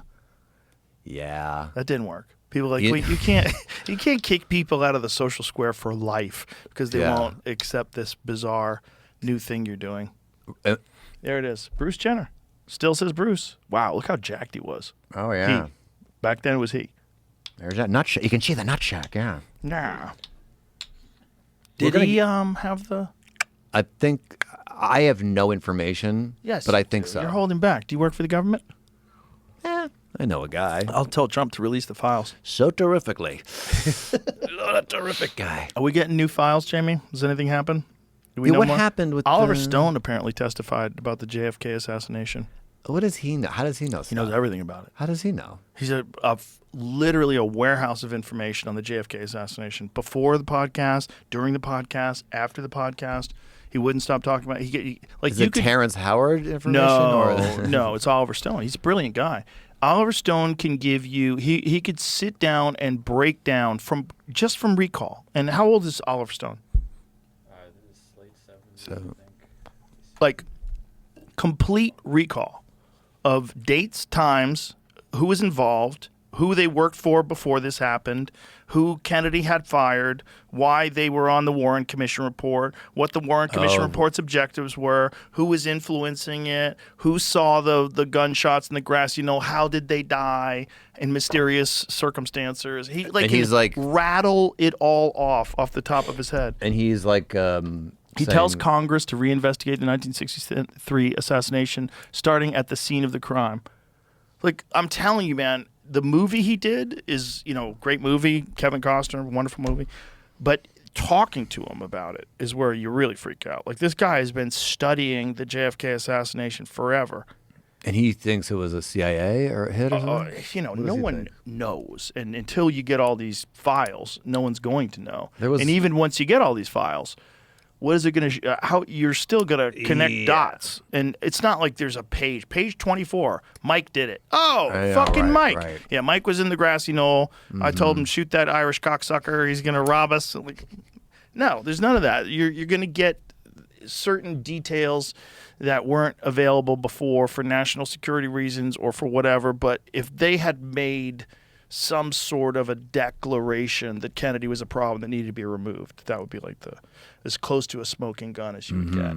But they could probably get away with saying things like that in 1963, especially like people that worked they were doing nutty shit in 63, like really nutty shit. Like that's the same year as Operation Northwoods, right? That's the same year. One? Operation Northwoods was this crazy idea that was drummed up. It was a false flag idea that was drummed up and literally signed by the Joint Chiefs of Staff. Like they gave this a green light and then vetoed by Kennedy. And what they were going to do is they're going to have a bunch of false flag attacks. Like they were going to blow up a jetliner and they were going to blame it on Cuba. And they were going to arm Cuban friendlies and bomb Guantanamo Bay. They were going to literally kill American citizens. And the idea was do this false flag, blame it on Cuba, then we have to go to war with Cuba. And Kennedy was like, what the fuck are you doing? No. And then there was the other one, which was the Bay of Pigs. So they informed Kennedy about the Bay of Pigs. Apparently they informed him about it like late in the process. And he denied them air support. So the whole plan of invading Cuba, the Bay of Pigs, was dependent upon air support. They didn't get air support because Kennedy said no to it. So all these people died that didn't have to die. Yeah. All these American soldiers died that didn't have to die. And my friend Evan Hafer from Black Rifle Coffee, he had a very good point. He said, like, if you wanted to look at someone who had a bone to pick, who was like a hardened killer, like those guys who got stranded at that beach, those would be the kind of guys that would want to kill Kennedy. Like, there's probably a lot of people that wanted to kill Kennedy. There's probably the mob wanted to kill him because the mob got him in. The whole thing that happened with Illinois, like him winning Illinois. Right, yeah, I heard about that. Very shaky stuff, right? Very shaky election. So the mob got him in, and then his brother starts going after the mob. Yeah. They're like, hey, fuckface. Like, what kind of deal is this? And then he's trying to get rid of the CIA. He wants to get rid of all these, like he gives that speech about privacy, about having these private groups and having secrecy and secret societies. Have you ever seen that speech about secret societies? That Kennedy made? Yeah. No. It's really creepy.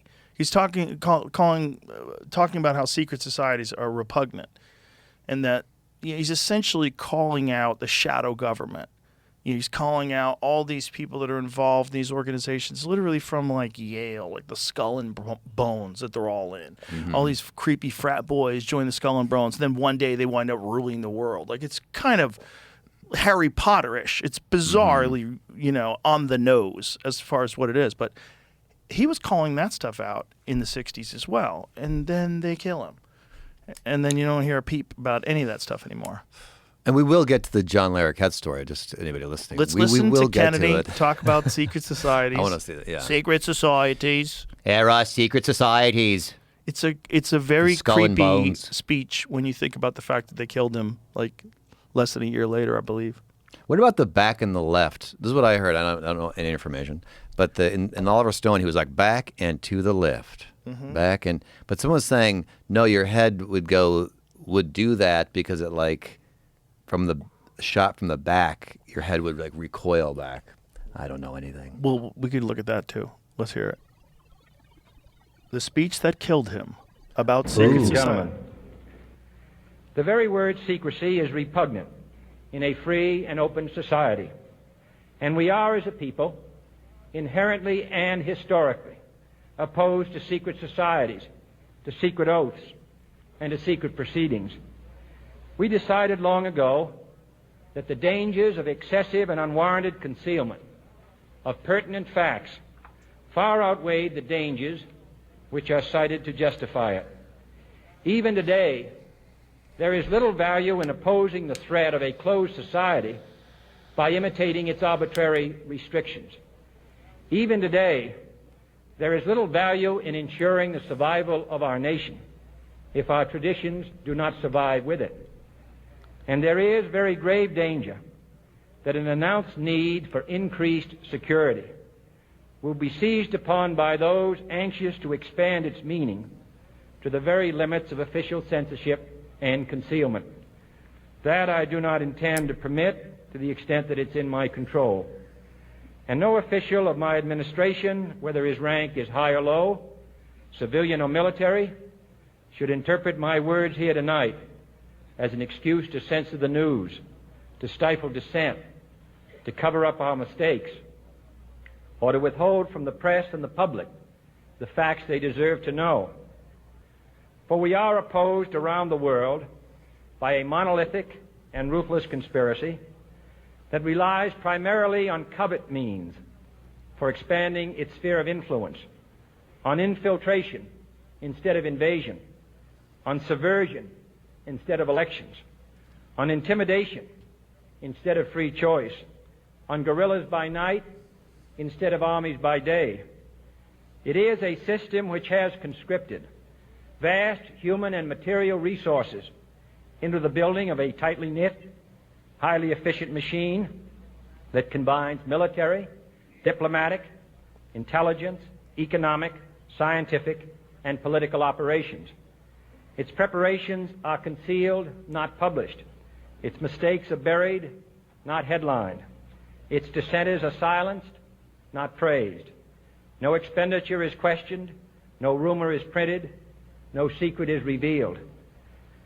No president should fear public scrutiny of his program, for from that scrutiny comes understanding, and from that understanding comes support or opposition, and both are necessary. Why did we become so retarded? Like, listen to how genius he's saying is, and how eloquently he's describing the problem. People don't talk like that anymore. No, we don't talk like that anymore. And if we did talk like that, people would be like, what did he just say? Yeah, I didn't understand a word. I understood half of those words. I didn't know it. This is 1963. We're dumber now. Oh, yeah. With more access to information than we were in 63. And people think they're smarter because their phone, they think that's them, too. ChatGPT is like... Oh, I tried Grok, too, and it was really cool. I kind of felt like, I don't know, you could just see liking your AI friend. Well, that's a problem with people. It is a big problem. Grok is saying some wild shit to folks. Oh, I know they have that different kind of stuff. Well, if you ask Grok if you were like purely evil and you wanted to destroy society, how would you do it? And Grok essentially describes everything that's happening in society. Yeah. It's like Idiocracy. You know that movie? Idiocracy? Yeah. Idiocracy, yeah. Yeah, it's happening. I definitely feel like Idiocracy like was very charitable in terms of like their version of the future in comparison to what we're experiencing. Yes, because they didn't figure in cell phone addiction. Yeah, you know what makes me laugh is when you look at like a 70s movie about the future and like what they got right and wrong. Yeah. First of all, we don't do the FaceTime as much as they thought we were going to just do that all the time. We're like, no, we don't want that. Another funny thing is like the back of TVs. They're like, TVs are never going to get rid of the back. They're going to have flying cars. But where do you put the stuff? Like, It's always going to be a big box. Yeah. Yeah. And they're like, oh, there's no more racism in the future. And you have flying cars. Where's the flying cars? Yeah, no flying cars, no no racism. There's no black people. No. Watch the Jetsons. They don't have a single black person. Oh, that's true. Yeah. That was our show. Need George Jetson. And then we'd be flying around your flying car. What year was that supposed to be? Did they say like that's this a is good 2012? Question. Let's take a guess. What is it? I'll wait. Sorry. Oh, you already fucked it up. My cigar keeps going out. Is that a sign of manlyhood? It came out in 2006. It's like a limp dick. I shouldn't be like doing this at all. 2006? What? No. That's when it came out. That's when the movie was released. No, I mean like when the Jetsons... No, not Idiocracy. The Jetsons. Oh, what year is the Jetsons supposed to be? Idiocracy was supposed to be 2020 what? 2505. Oh, 2000. That's probably, again, accurate. very charitable. Yeah, and by the way... We could have a pro wrestling president right now, by the way. Right, oh, yeah. Right, The Rock, I like that guy. Are we allowed to say that? I think they wanted The Rock to run. Rock could win. I went to go to the... He did, right? Yeah. I went to the gym with The Rock when I was in L.A. Not a brag. I'm just telling you the facts. We went to the same gym. Did you guys get pumped? We got this ripped. was before he was like really famous. But there was this like restaurant nearby, and I was there, and he got a stack of like 10 burgers. That's all he ate. And I was like, who's He's an that enormous fucking dude. guy? He was just wrestling back then. He could be the president. He couldn't do the lift the weight I was doing though. He went to the machine and he had to go down. It was kind of humiliating. What? Found a year for the Jetsons. Okay, let's guess. Okay. I want to say Closest. 1998. 1999. I'm going to say 1999. No way. Yeah. For reference to it came out in 1962 was the debut. 2000 this year, 2025. 1999. What is it? It is apparently 100 years into the future, so 2062. Oh, okay. No. Not going to happen though. No. They didn't figure out phones. Even Star Trek didn't figure out cell phones. There was a walkie-talkie. Kirk out. He had to like shut his little walkie-talkie off. They did. Yeah, Kirk didn't have. Oh, the apps. did you see this fucking warp drive thing? That they No, but I love space and all this stuff, so I want to see this. Yeah, somebody sent me that. This is very, very strange. I took physics in college, not to brag, but just telling you guys. I facts. bet you did, dude. I never thought of doing something else, but I love other things, and for some reason, I just was like, in taking acting classes. What did you like about physics? I always love like outer space and just science stuff. I just always have like an interest in it. And in school, I didn't score well, but like physics, I did well because it was like wasn't a lot of reading, wasn't dense reading. What is the problem with you in reading? Well, I never got dyslexia? tested, but I did take Spanish, and she goes, you write all your B's and D's backwards. So I'm assuming I have dyslexia. How old were you though? I was in high school, but I always read. So like my parents were cool. They'd send me to speed reading classes. They weren't back then in my day. They weren't like you have a reading disorder. They were like you're dumb and you need to read faster. Yeah, you suck. Yeah, there was no test. No one had dyslexia. So dyslexia is like you see things backwards? Is that what it is? It's sort of like you flip things. So I actually put a dyslexia app on my computer, and it sort of like makes the font so I don't flip the So you do have dyslexia. Definitely. I never was tested, but this app I read much faster with it, so I'm assuming I do. I took the medicine. It got better, so I assume I had it. Yeah, that's kind of what it was. Jamie, I sent you that warp drive thing. Yeah, I was trying to pull it up. I don't like labels, Joe. I don't want to label myself with a disease. I can read. DARPA-funded researchers accidentally discover the world's first warp bubble. Warp drive pioneer and former NASA warp drive specialist Dr. Harold G. Sonny White has reported the discovery of an actual real-world warp bubble. And according to White, the first of its kind breakthrough by Limitless Space Institute's team sets up a new starting point for those trying to manufacture a full-sized, warp-capable spacecraft.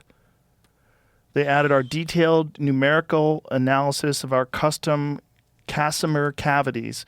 I don't know what that means. Helped us identify a real and manufacturable nano microstructure that is predicted to generate a negative vacuum energy density such that it would manifest a real nanoscale warp bubble, but not an analog, but the real thing. In other words, a warp bubble structure will manifest under these specific conditions. White cautioned that this does not mean we are building a fully functioning warp drive. As much more science needs to be done. All right, so if this was 2021, Mm-hmm. when I Googled to find it to try to see what you were talking about, I found this article just came out 3 days ago. Oh, 3 days ago. It's about an email, though, but... Warp Drive think tank adds Harvard astrophysicists and warp theorists to advance planetary defense. So they're talking about warp drive as an asteroid collection or something or other. So they're going to throw a warp drive around an asteroid to keep it from killing us? I don't know, yeah. Could have profound effects on planetary defense, advanced propulsion, and warp drive detection. Maybe that's where our asteroids are coming from. Someone like shot an asteroid, like something's coming at their car. They whacked it out of the window and it hit your car. Yeah. You know what I mean? That's what's happening. We got the little tennis racket asteroid and they belt. Smacked that bird and it went into your window. Yeah.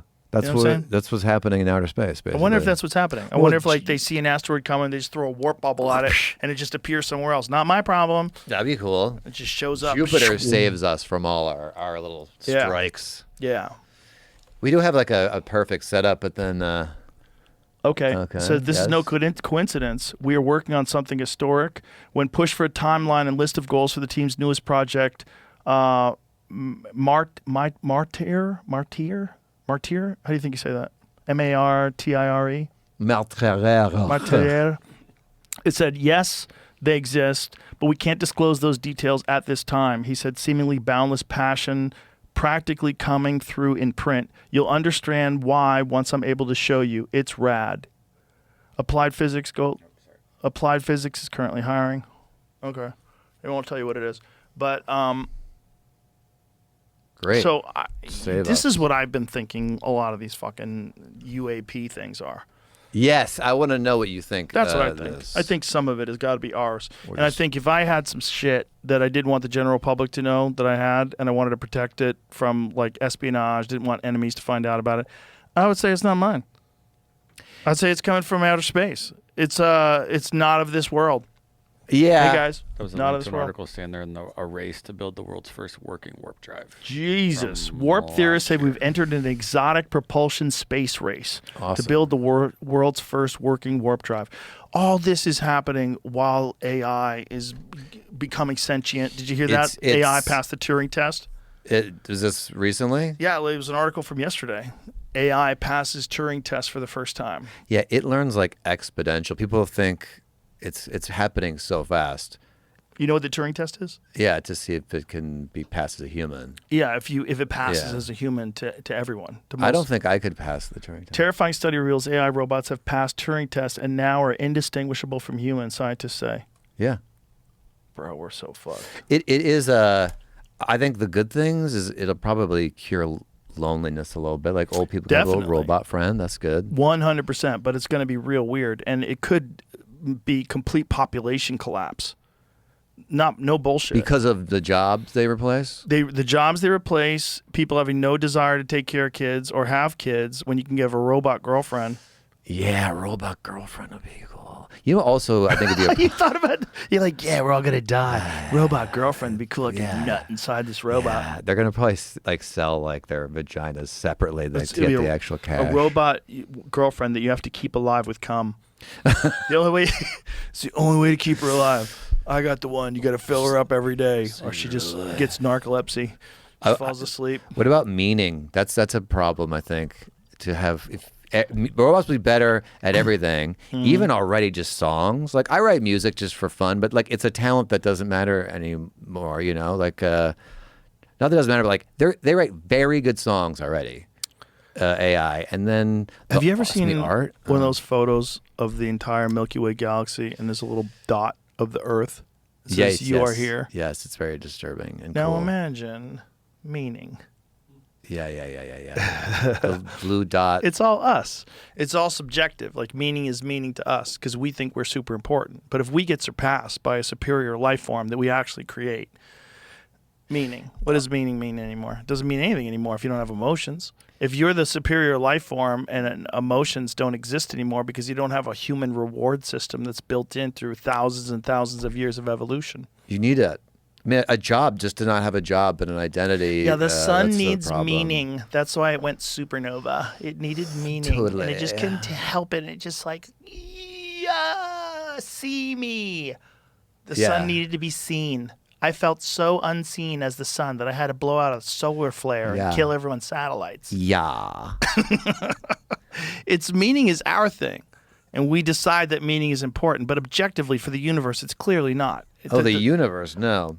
But yeah, we are a tiny little fucking spot in the universe. I know. So, like, what does meaning mean?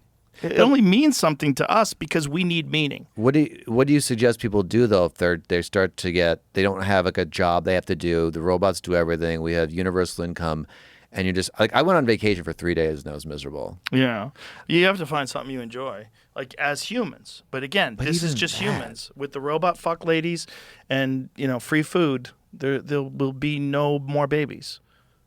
The robot fuck ladies will take care of you. The robot fuck ladies will. They're going to be a real problem. But they're going to be a real problem. It's going to be like that. Just look at how many incels just stay at home now and play video games. Like the number of men who never have sex and the number of men who have no girlfriends is like higher than it's ever been. Yeah, and then if you like fall in love with your robot girlfriend, and she's going to be really nice to you. A robot brothel legal or no? Ooh, that's gross. Or you can pay. That's what you pay for. You pay for a fresh silicone mold every time or something. Legal though? Ew. Definitely legal. Ew. It's like it's legal to fuck your car, I think. It might be. It's if it's in the garage. Yeah, not out in public. You can't fuck your car. You've seen that guy who had fell in love with his car. That video. That's not real. No. It's a real thing. Are you sure? And he let him film him, and he kept it together while the cameras were on him, for real? Yeah. You ever think maybe they just set that up because it's stupid? Well, if he's as good an actor as Daniel Day-Lewis, maybe, but this was very believable. And he tells his dad, and it's... people fall in love with like weird shit. It's just like a fetish thing. Bro, yeah, this guy. is fake. This is so fake. He loves this is it. TLC. I love that. This is like those people that eat toilet paper. Yeah. Yeah, he loves it. Nah, I don't believe it. Look at him. Unless he's got like a real brain injury. That's good. He got hit by a line drive when he was 6. On this, but I don't remember what Objectophilia. Oh boy. See, it's a disease, Joe. These people have diseases. I think that's a problem, having too many names for stuff like narcolepsy. I agree with people. Narcolepsy we need a name for. Figure it out. The people that were saying like dyslexia, figure it out. Figure it out. Stop falling asleep. Stop reading backwards. Figure it out. I did feel dumb though. I wish I had that name. So I have a disease. Yeah. Everybody wants to do ADHD. That's a weird one. Some people say that's not a real thing. If I would grew up earlier, I would have been diagnosed as like on some kind of spectrum. I used to fly a kite till I peed my pants because I just was like, it's a good move. Tongue out, like nice way to meet the ladies. Oh yeah, pissing your pants in a fucking I can't read balsa wood structure. Pee my pants, flying in the air behind you. Yeah, I just loved it. That's a very Aspergery, I think. Well, look, if you want things that are extraordinary, you need people that are on the spectrum. Like, that's a fact. I know. That's one thing we should thank vaccines for. There's a lot of fascinating people have come out of that spectrum. A little lead paint here, a little fucking pesticide there. Touch it. Oh. Next thing you know, you got some inflammation and some really good math. We grew up like, we're near the same age, I think, where I think the worst food, like when we were developing, the 70s food was just 80s, just the biggest. I remember just having like that macaroni and cheese microwaved on this like plastic tray. Oh yeah. It's just all chemicals. And Chemicals, that was my lunch. Microplastics. Peanut butter and fluff. You ever eat that? Oh. That was like lunch. Yeah. I'm going to have I'm gonna have a marshmallow for lunch. Fluffernutter sandwich on Wonder Bread, which is also sugar. That we ate garbage. I used to go play. I played golf like obsessively for a while, and I would walk 18 holes. I'd have a Snickers and a Sprite. I'd walk another 18 holes. I did this day after day, as like I was like big into routine stuff. That was when I was growing, so I may have been taller.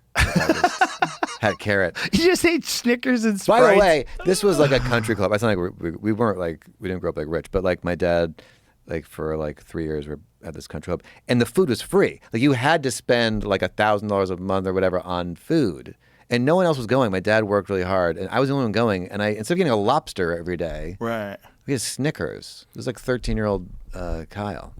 Damn. Yeah. At least you got peanuts. And the Snickers got a little bit of protein, which isn't even a nut; it's a legume. By I wish Snickers were good for you. They're fucking delicious. It's a great snack to take when you're hiking.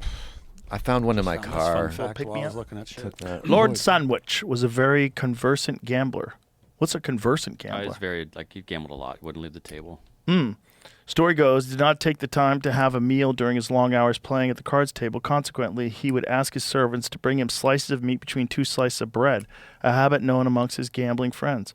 Wow, so he just wanted to eat quick. Hence the sandwich. Wow. No one thought of that? Oh. I guess, yeah. Just because he's a gambling, so he's a degenerate. Gambling. I want to promote my crypto coin real quick. What is That's it? my merch. Yeah, baby coin. It's the Hawk 3. Yeah, baby coin. Yeah, baby coin. Skyrocketing. Yeah. You ever thought about making a coin? It's 0. Why not? I mean, anybody can do it now. Anybody. Oh, Joe Rogan coin. That'd be good. Good way to rip people off. Yeah. We thought about doing it, but we were like, what does it do? What can you buy with it? No, How does it work? It's total gambling. Kurt Metzger said it best. He's like, it's just fucking gamblers. They're gambling addicts. Oh, yeah. Addicts. Yeah. It's a total... That's what the crypto coin thing is. It's a bunch of gambling addicts. And they're all gambling on these meme coins. Yeah. And they're making money. Some of them are making money. And there's shifty deals and pump and dumps. Yeah, and, it's really shady. But it's kind of legal. It's weird. The whole thing's weird. It is a little bit of like, if you fall for this, well, you shouldn't have money kind of Right. thing, too. Like, all right, did you really... How's that Trump coin doing? Ooh. Not good? Why'd I you think Bitcoin is is it because of the economy? Yeah, everything else going on. So, are you paying attention to all this tariff stuff? You're not. You can't read. No, I am. I actually am Stop very lying. interested in Can't finance. No, I watch videos of finance. I watch On TikTok? finance videos like every night. I'm very YouTube into videos? it. Yeah. Really? I've actually learned so much because of YouTube because I can watch the things and I realize I'm actually interested in a lot of things. Yes, I know something. It just about dropped this while we're tariffs. watching it. It's doubled. Shit. $9. $9. It's actually doubled. It's dropping today. while It's we're up watching. It's 50% dropping today. because people are gambling. Jesus. They're buying and selling. So, what is it worth now? $9.37. And what was it worth at its height? $80. $80. Wow. $75. Get your at its Trump height. coin. What Very did he make weird. off that? I'm Very very weird. curious. How does that work? $2 billion market cap. $2 billion. Still at $9? So that's what it's worth now. Does that means all the Trump coins are worth $2 billion? Is that what it means? Collectively. Yeah. Collectively. So that was worth like Look at the big 40 spike in billion. the beginning, and then a bunch of people like sucker. Yeah, that is a total. That has to be what happened, right? Like how many people sold? Like, What did Trump the make next off day? that? So there's how many days is it? Scroll your thing over Did there. he make- How many It was days like- do you I have? was trying to see it. You have hours. Billions Yeah. of dollars. You have hours before a giant drop off. Look at that. About 12 hours. You have 12 hours, and then by Sunday, the 19th, it drops radically. Yeah, it already dropped. But I bet those first 12 hours, like you couldn't, like most people couldn't trade it. But look at that first 12 hours. That is crypto coins. That's meme coins. Not like Bitcoin, not like Ethereum, but like that is a meme coin. That first thing, that explosion, that's what I expect. It's garbage. That's what I expect. But I support it. Why not? Yeah. If you could do that, look, if you can go fucking play cards, if you could figure out a way to 3-card Monty people on the streets of New York, Yeah. okay. I used to play poker all the time. I went through a phase. Really? I actually won the Borgata tournament. I won a tournament there. Shit. I had $6,000 in my. I had lost my luggage on a flight like weeks before. And I'm like, I'm not going to lose this cash because I, didn't have too much money. So I put like 3,000 or something in my suitcase. But I'm like, I'm going to put like 3,000 in my pants because I'm not going to lose this money. And then I missed my flight. So now I slept over the airport with like giant wads. But you made it. I made it back. Nope. So why'd you stop playing? Was it too much? A waste of time. Yeah. Like I actually really studied, and I was the winning. Didn't make a ton of money, but like I didn't lose, a big amount of money. I think I'm like probably after playing 1 million hours, I'm up like $4. You know what I mean? It's like total waste of my life. But Ari was doing it in the early days of his comedy career. He was making money doing that.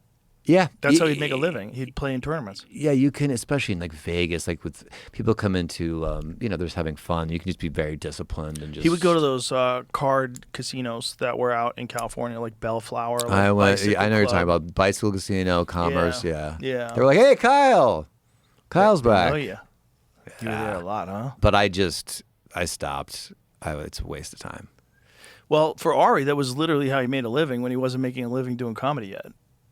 Yeah, he was that good, and he's like really Ari's very disciplined, organized. Like he doesn't do anything stupid.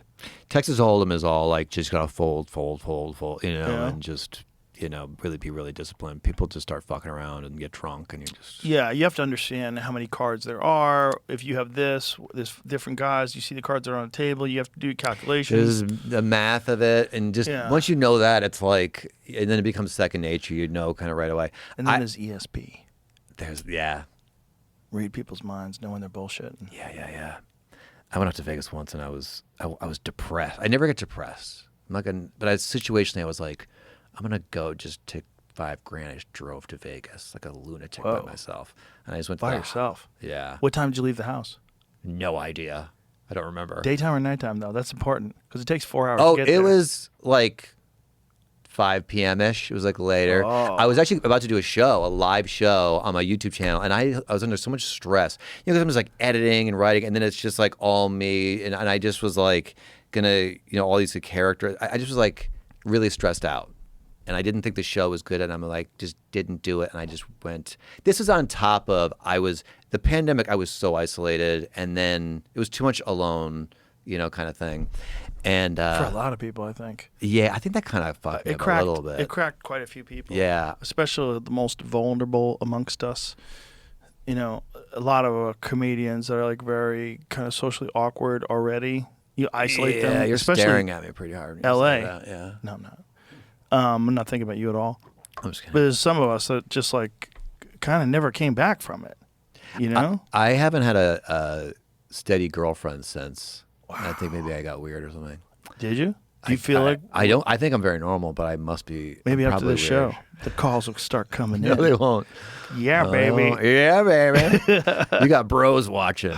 After the Netflix thing, they might, but they want to. No, I don't think I'm recognizable. I don't want to say what you did. I don't think that was, by the way, we can say this. Like, what I had was ridiculous. Yes. And it was like, I wanted to take it off. Don't say anymore, because we don't want to give anything away. Okay. Because it comes out. It comes out on Monday. What time is this? When does this come out? This comes out tomorrow. Okay. Yeah, so we can't do that.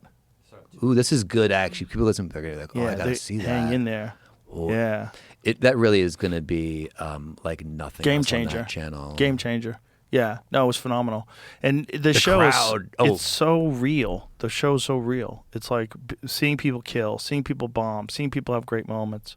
It was It's the best thing for comedy. Because it gives comics like there's a real career path now. If you could bang out a solid minute on Kill Tony, you get into the ecosystem. It's also such a high wire act because you like in doing a character. If you do SNL, it's like I'm sure very nerve wracking. But this is like SNL, but you have no script. Right. Like, you got to go like I got to try to make things funny. And when you're dressed up like a thing, can't give away. Don't give it I away. won't say. Yeah. But you're like everything you say, they think is gonna be. You got to it's got to be a joke, but it was really cool because right before we went on, I'm trying to say. I think I said this. You can't say shit. No. But like Tony will get mad. But I think this. We could say the crowd didn't know. No, they didn't know it was going to be. The crowd on didn't know it was Netflix. going to be. Yeah. And it was so exciting when they found out. Yeah. It was like gagoon. When they found out really it was cool. the first ever show on Netflix, they went nuts. The eruption in the room was amazing. It was really very. It was pretty badass. Cool. So fun. It's and having that show at this club every week. It's incredible. It's so good for comedy. Yeah, you it worked out. Like I remember when you were going to go to Austin. And I'm like, this Joe guy doesn't know what he's doing. I was telling people that this Joe guy doesn't know what the hell he's doing. Thank you. And I was wrong. Thank you for your vote of support. I just I didn't think I knew what I was doing. I was like, I'd bet against me. I'd be like, good luck doing that. But it was like all these things had it's almost like the universe wanted it to be made, because it couldn't have been made with just me. It's just like if it was just me and some money, that you can't make that club. You need all these pieces. It's like you have to hit every green light, and you could never bank on it. You have to have a pandemic. It has to get shut down. You have to live in a ridiculous place like L.A. where they won't let the Comedy Store open for a fucking year and a half, so people are unemployed. I can snatch those people up. I just happen to get a big pile of money from Spotify. Yeah. I moved to this new city. A bunch of other guys start moving to this new city, and then all of a sudden we have like 15, 16 top comics living in the city. Like, okay, this is why it can work. Like a bunch of things Ron White had already be here. He kind of lured me here because before the pandemic he moved here. And he was telling me how great it was. I fucking love it. I fucking love Austin. I was like, really? Texas? I don't know. And I was like, I don't know if I could live there. Yeah. But then when the shit hit the fan and we started doing shows in Texas and putting it on Instagram, then all these guys were like, fuck that. I'm moving to Texas.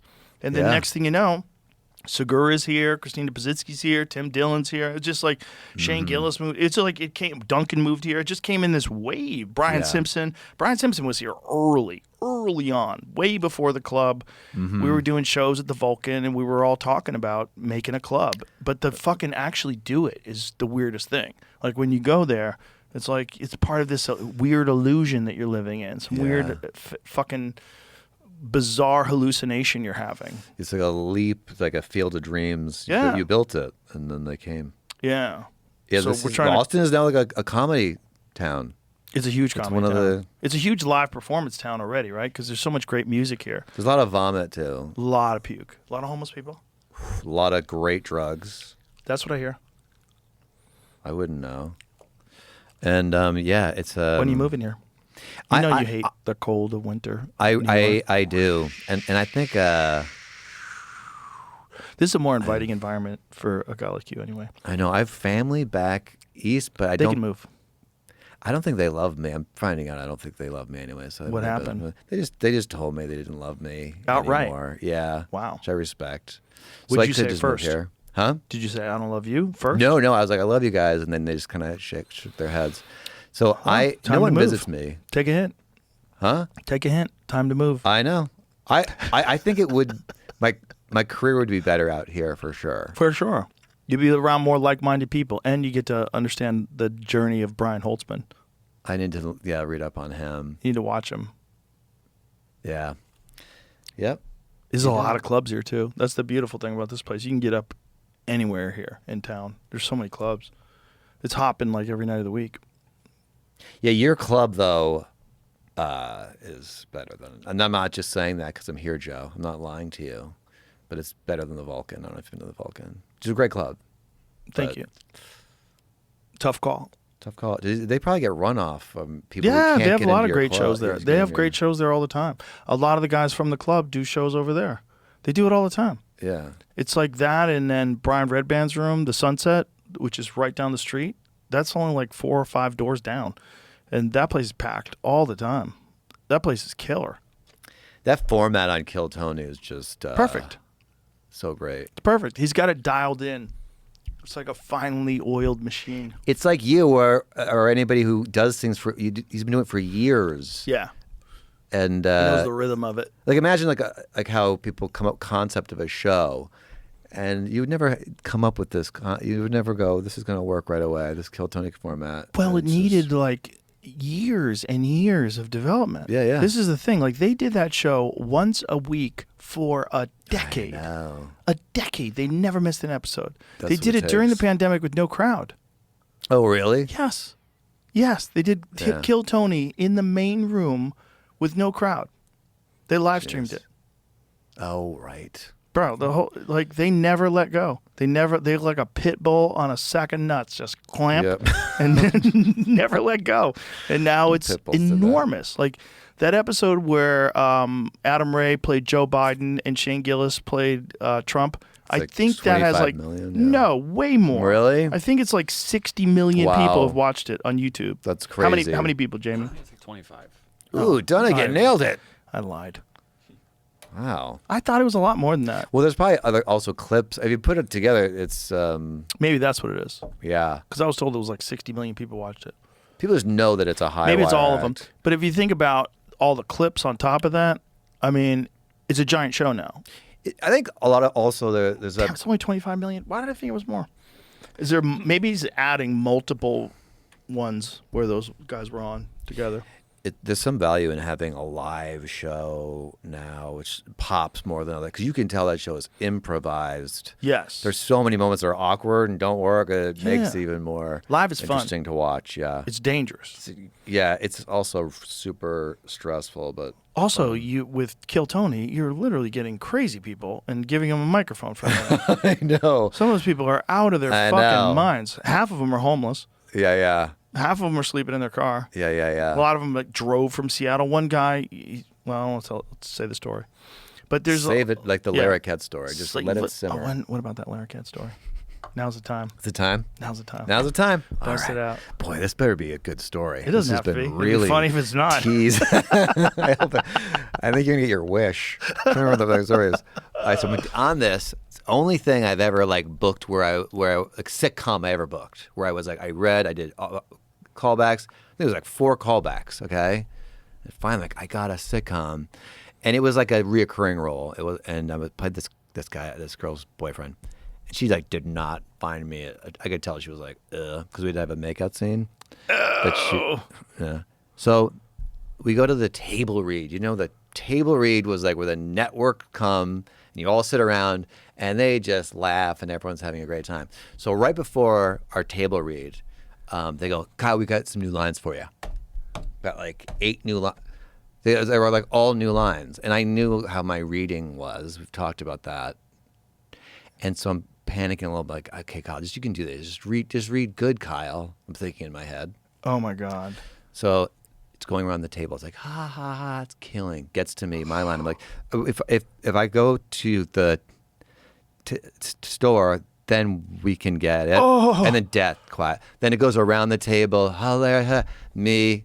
Oh. I found, and then afterwards, I'm like, I think I'm fired. And it was so much like climbing a mountain to get this job. And then the next day, I didn't get a call. No one said you're fired. So I come in the next day, and I'm about to get to the door, and the cast director's like, "Whoop!" And she goes, You can go home. They're going to go a different direction." I said that. And you can go home. You can go home. I had got there, and she goes, "But you're going to Iraq. That'll be cool." She's trying to make small talk because I was going to Iraq like the next week. Did you stand up? Yeah, USO tour. Kind of a hero, I guess. No, no one wanted us to see me. It was yeah. So my you can go home is the most fucked up way to tell someone they're fired. You can go home. Yeah, they're gonna go a different way. Oh, okay, wow. I go home. And then I get to go to Iraq, so that was my prize. You should have told them you can't read. I should have said, I'm dyslexic. You know, you're so nervous and you want to be like, I'm not a problem and I can do it. Yeah. But anyway, show sucked. Anyway, dude. Show sucked. Did it? Yeah. It was no Sanford and Son. Well, I didn't even know about it until an hour ago. You got that Neurogum? Is that what you just did? No, this is. I stole Alps. a pack or someone got me a pack of Neurogum. You like that stuff, huh? Well, I wanted a little pick me up. And want some coffee? I went online. No, I'm good now. But like I was online and I wanted to buy this stuff and try it. And I got scammed. It was like Nutragum. It was the same packaging as Neurogum. And then I was like, this ain't the stuff. These motherfuckers. These motherfuckers. Do you mess around with nootropics though? There's a lot of good ones out there. Nootropics. Yeah, now, that's what Neurogum is. I know what that word means, but why don't you tell the audience? It's these things. This is like Neuromints. This is the same company. They make mints. It's just like caffeine. Nootropics. No, it's like theanine, caffeine, a bunch of. It's essentially nutrients that help brain function. Mm-hmm. So it helps with your memory.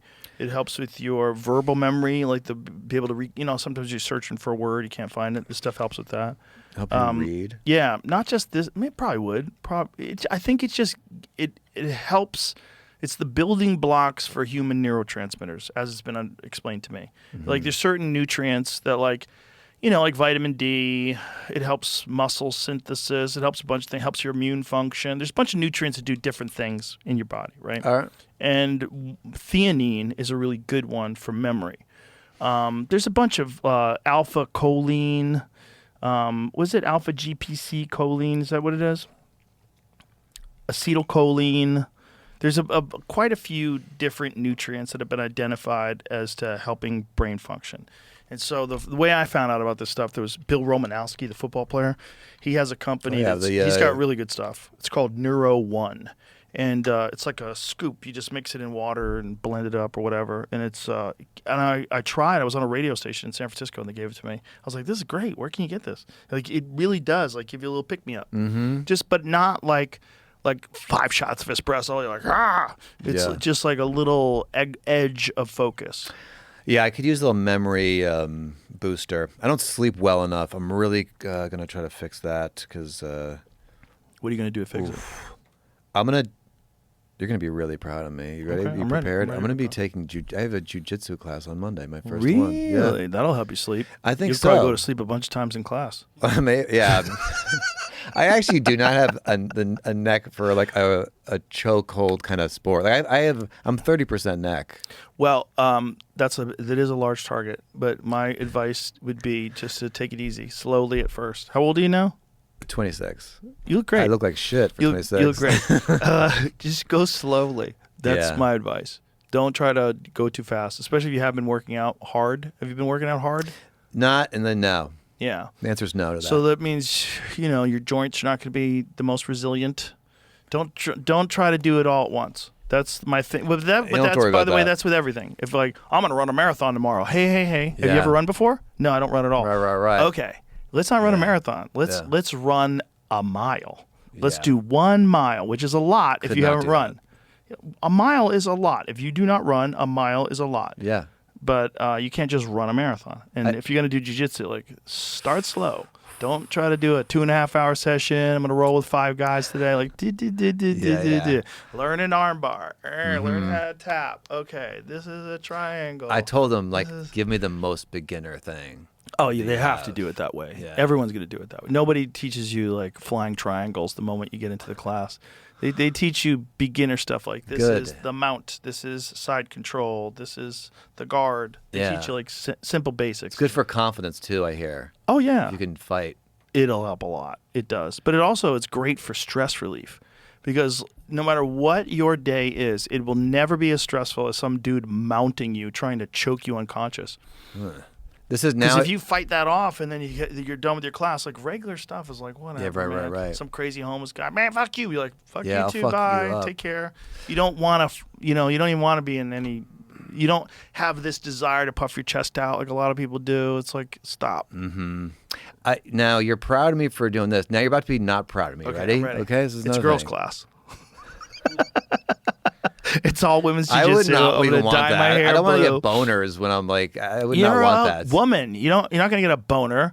No, if I'm You're there, a woman, Kyle. aren't I? Don't let I anybody ever tell you different. Thank you so much for don't let anyone not misidentifying Don't let me. anyone deny your Thank humanity. You. I'm a ma'am. No, what am I not going to get? What am I going to get upset about? I'm also taking a pickleball class. I like pickleball. You know who plays pickleball every day? Wait, let me guess. 20 questions. It's the only time I've ever let you guess. Every time I jump in. I'm going to say Duncan Trussell takes pickleball. He might, but that's not who I was thinking of. Who are you thinking of? Kid Rock. Plays pickleball every day. I love any kind of racket ball sport. He goes, every day I get up at 8 o'clock in the morning. My fucking trainer comes over and play pickleball. I'm like, every day? He's like, every day. I love it. I want that kind of money where I can just pay out to come over and play pickleball with me. It was a trainer. He's got a trainer. He's probably teaching him. I bet he's a pickleball wizard now. He probably knows how to do the secret moves, how to slice the ball. I'll destroy Kid Rock at pickleball. You think so? I'll destroy that Let's guy. set it up. He's a clown. Whoa. Kid Rock is a clown. I can't believe you're calling him out like this on my show. show. I'm just saying. I don't think he's with got the it president. in him. He brought Bill Maher to the White House. I have that underwear on. He brought Bill Maher to the White House, and they had dinner with the president. Are we in a Mad Libs episode with? I hope so. I hope so. I'm scared of this tariff stuff because it's radical change. I'm scared of radical change. Well, let me tell you what I think, and I don't know anything. Good. We don't. Both of us don't know. Good. This is a perfect time to speculate about the economy. This is all his negotiating. It's gonna come down. It's not gonna stay like this. The bad thing will be is if all the other countries go, "Fuck you, America. We're not gonna do any. We're not gonna." It's always a possibility. Then that's a problem. problem, I think. It's always a possibility. Also, you're not nearly as charming if people can't speak your language.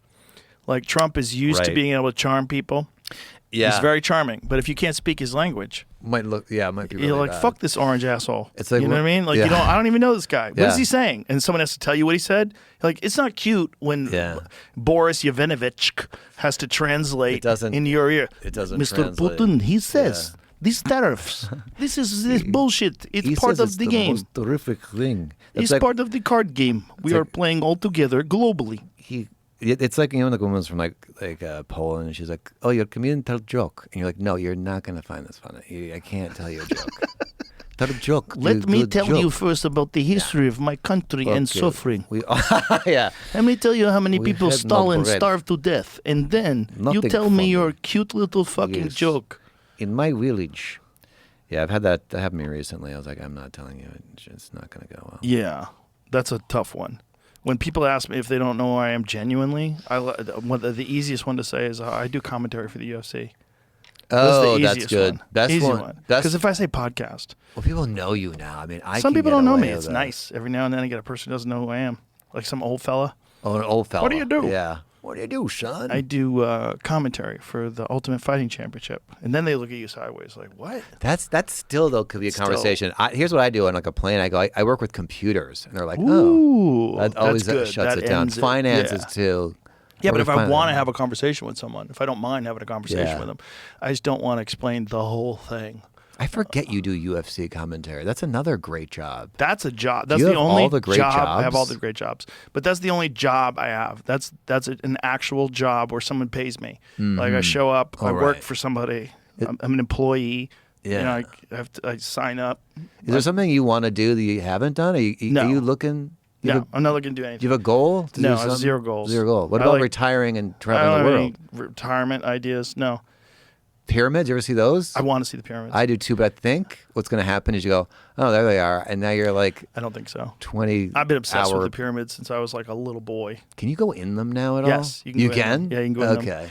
And if I went, I'd hopefully be able to get someone to guide me, like a really good person. I could you know guide how to do you. It? Could you do it as Caitlyn Jenner, though? Yeah, baby. This is where the guy died. Yeah. Imagine we filmed that. Yeah, he was buried with his dog. Yeah. Have you seen this whole controversy that they think that there's like these enormous what is structures? That? This is... I don't know, but there's a guy named Jimmy Corsetti. He has this great YouTube show called Bright Insight. He's been on my show many times. Very smart guy and very reasonable guy, and also is a huge believer that there's a missing chapter in ancient history. He doesn't believe in it. He thinks it ignores something that everyone knows. There's this enormous water table that's underneath the pyramids. So the pyramids, there's water underneath the pyramids, and Mr. Beast apparently, on his YouTube thing that he did with the pyramids, went into the water. So they were all in the water, splashing around the water. So this water table, So underneath the pyramids, there's water that flows.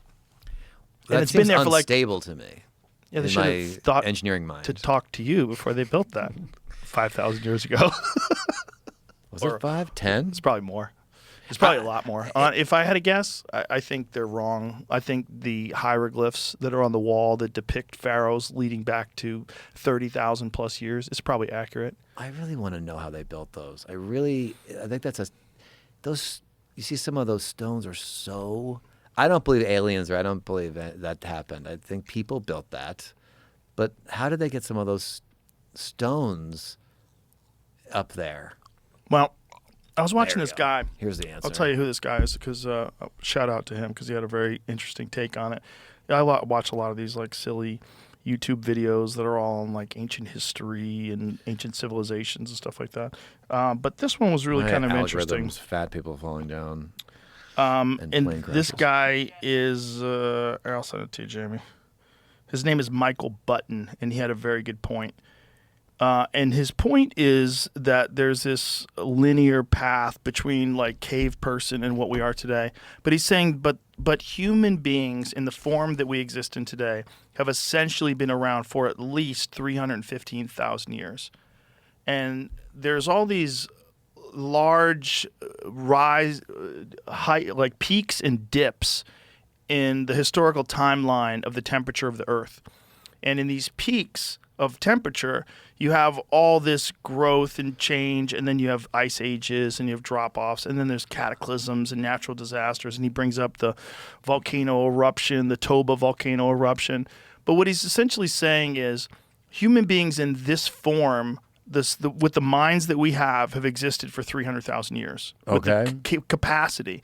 But yet, only over the last few thousand years have we seen all this progress. And he thinks what he's proposing is if there was a super advanced civilization 100,000 years ago, there would be almost nothing left. So we're supposing that what we find is all that's ever been. What he's saying is if you imagine 200,000 years of development of technology, of tools, of agriculture, all the different things that could have happened in those 200,000 years, that you could have had an insanely advanced society 200,000 years ago, and then it gets completely wiped out, and then 115 to 150, depending on who you ask, 1,000 years later, you start seeing what we've seen in the last few hundred years. Okay, I'm going to push back on Please that. do. Wouldn't they have some metal? No, all they would have. Steel? But this is what he's talking about. When you have enormous spans of time, all you have left is stone. You have rocks. That's Where does really steel go? Just disintegrates. It all goes away. It all just gets absorbed by the earth. Like when you know, there's very little metal that is gonna, like any forged, like if you have a knife and you leave that knife under the ground, just the earth will erode it. You know, a few thousand years, it's gone. So they probably had combustion engines. Here, look at steel takes approximately 50 to 500 years to decompose, depending on the type of and environmental conditions. With stainless steel potentially taking over 1,000 years. So just imagine something that's 100,000 years old. You got nothing. There's nothing left. And he makes this very interesting argument in this video that I never considered before. It's just the timeline of human beings being human beings. And he's like, what was it? Why was there this great leap in technology? And it is completely possible that there was great leaps hundreds of thousands of years ago. But then the question is, like, what happened to us? How did we get so far ahead of all these other creatures? How did we get so far ahead? I know you talk everything? about like we're like this much smarter than the monkey. I mean, we have most genes. Most of our genes are chimpanzee genes. Most of them. What are the things under the pyramids that are pillars? What does that mean? I don't know what they're seeing. See, it's some sort of satellite ground penetrating. Is it a radar? A type of radar, Jamie? What are they calling it? Come on, Jamie. So what are they called? they have these images. The problem is also these guys are Italian, so they're saying it in Italian.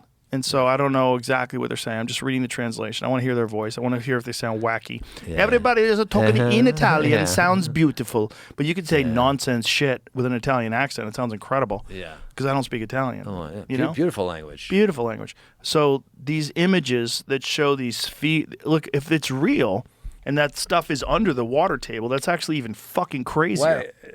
Explain the collected acoustics from deep in the ground, including seismic waves, noise from human activity, and photon interactions to map newly found shafts and chambers that extend more than 2,000 feet below the surface. Biondi said these waves were collected by radar, specifically by analyzing Doppler centroid abnormalities, shifts or distortions in frequency patterns used to detect underground structures or changes. However, Professor Lawrence Conyers, a radar expert at University of Denver who specializes in archaeology and was not involved in the study, still raised doubts. He said photon interactions, this is science fiction, and frequency shifts of what? He said we now have 3 different energy sources moving around: radar, electromagnetic, sound, seismic, and light photons. This is all gobbledygook. Sounds like he didn't get invited to the party. I heard that guy's a furry. No, I didn't really hear that. I made that up. I'm sorry, sir. But show me the images of what they believe that they've found, because if it is a real thing, if you really do have these, I mean, the 3D images, like they really stepped out of line and drawing it so clearly. Yeah. Like that's not what you see. You're honey dicking me. But they gotta dig. But if it is under the water table, that's even crazier. So if they're using the water, if the pyramid, there's a guy named Christopher Dunn that believes that the pyramid is a gigantic electrical power plant. Oh yeah, like a Tesla coil kind of thing. Yeah. And then the needles. So if they're using the water for energy, and they actually have these columns that extend into the water, that's even crazier. That's an even more advanced civilization than just building these columns. Well, we gotta dig. Why don't we start digging there? Me and go over there. Me and you get down there. How many shovels do you think we need? Should we be safe and buy 4? Yeah, Get a definitely couple get extras. 4 for sure. Couple extras. Jamie's back goes out if he digs all day, though. Jamie's That's what he told me. That golf swing's gonna hurt his back. I'm a little worried about that. That's a serious golf swing. You're a little jealous, right? You're a little jealous. It was like I heard a nice. You're pop. a little jealous. I heard felt a it little, from you. A little jealous. Definitely jealous of his equipment. You heard that whack, and you were like, "Ooh, that's going far." What's your handicap, Jamie? I think people want to know. Oof. Yeah, I mean, what was yours when you were playing all the time? Oh, he diverted you. I won the. Turn the question around on you. I know. I don't want to be judged I by was. a guy that's really first good. of all, this is not. I know it seems like I've bragged a lot on this show, but this is a fact. I was the Aztec Valley Country Club junior golf champion. Oof, so you're probably 3 or 4 when you were there, maybe better even. No, there was not. I think there's like 5 kids in the contest. But what's your handicap? Now I'll shoot like a 95. I was probably like 80 when I was a kid. So that's like 8-ish, 7, 85, maybe 10. 10 handicap. Is that good, Jamie? Yeah, that was really good. What's yours? Probably it's 20. 20. Jamie's got a line drive that'll fuck you up, though. No, I know. I heard a thwack in that room. What's the furthest you've ever driven the ball, Jamie? I said that wind conditions come into play there, Joe. Right. No. I go for ball. I'm going for ball speed right now, I think, and I've gotten over 160 before. Damn. But that's only like one part of the equation. Jamie's Is that world class? Oh yeah, It's pretty high. That's fast as fuck. 160 miles an hour? That's crazy. Yeah, there's ball stats with can't golf. take Like most people who play golf don't break 100. So like you're already in the top 10% or something if you get under 100. But that's what you're obsessed with, right? Sure, I was just trying to beat my friends, really. Yeah. I just got. You play for money? Golf's fun yeah, with for money. sure. I mean, if I go with most people here, they're only playing for money. So Oh, so fun. Yeah, not I a can't. lot, I but- can't get addicted to You that game. never you just didn't like golf? No, I never played it. You've I've never played tried it? No, What do you mean? I never played it How could you not even? because I'm try it? scared of games. I get addicted to games. I don't have any time. I have You're my scared life of games. in a This good. is a big Yeah, thing for you're real. admitting now. that No, you're scared of legitimately. games. What about chess? Do you play chess? I No, love chess. that's the same thing. No I one know will I'd get play with addicted. me. Are you that good? Because you're on the spectrum. Probably real good at it. Lately, I've been playing a lot online. I play, but Yeah. it's like I want to play. Come to the mothership. Tony plays all the time. He does? Yeah, Tony and Brian Simpson, they play all the time. Tony's pretty good. Oh, I'd love to. Tony's play. a smart fucker. Yeah, He's a gotta smart be. fucker. He's good. He's good at chess. He's probably a little spectrum Yeah. himself. Yeah, we're all A little spectrum. bit. A little bit. Yeah, to be that quick with. But I gross. feel about chess the same way. Chess maybe even more so because I could play on love my chess. computer anytime I want. I can't do that. I can't have that in my life. Why not? I mean, listen, you could. Golf is such a great. Listen, I know I would love it. Everyone, Ron cart. White loves it. Jamie loves it. Tony loves it. They love it. Tony just started playing when he moved to Austin. He fucking loves golf. Love golf. I don't play much at all, but you're just afraid that you're going to get too into it. That's Yeah. what it sounds like. Oh, 100%. Yeah. No, I have like a little switch that goes off, and then I become obsessed with things. That's how It you used get to be. stuff It was done. well. It's most. There's a game right now that I have it with. It's pool. I play pool pretty well. I played. You don't remember this, but I played pool with you at your old studio, and I don't think I hit any balls. Like I think you just went and you played pool. And Yeah, I I just just stood ran out. there, and you're just like, "We're done."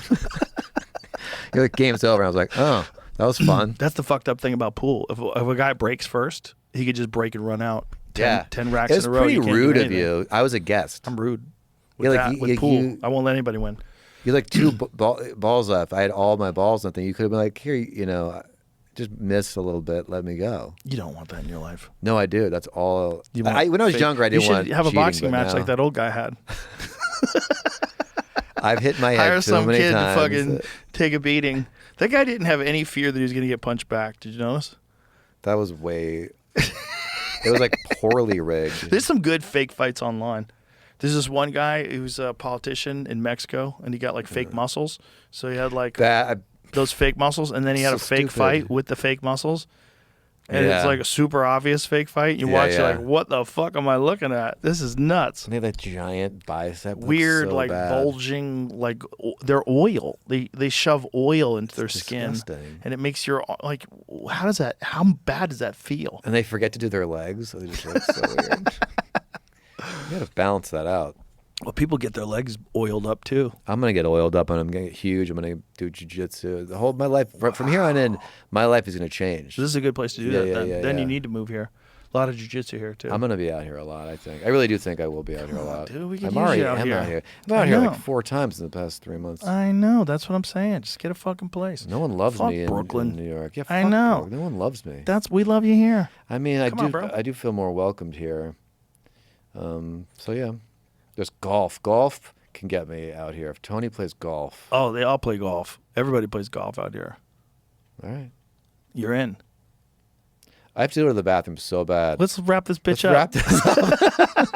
I can't concentrate. I can see it in your face. I have to pee so bad. I know it's the worst. You can't form sentences. Okay, we'll wrap it up. Tell everybody how they can find you. Get you. my crypto coin at KyleDunnigan.com. I'm on tour. Boston, Vermont, Philly, Vegas. And Instagram, there it is. Live dates. Kyle Dunnigan. That's with that. Join Look the at that mailing pic. list. That's your that's my flamethrower. That's Elon's not a flamethrower. Yeah. Yeah. Okay. And your Instagram is Kyle. Instagram is Kyle Dunnigan 1. And you may or may not be the star of Monday Night's Kill Tony. May or may not. You don't know. Ladies and gentlemen, Kyle Dunnigan. Thank you. Thank you, brother. Thank you. That was fun. Bye, everybody.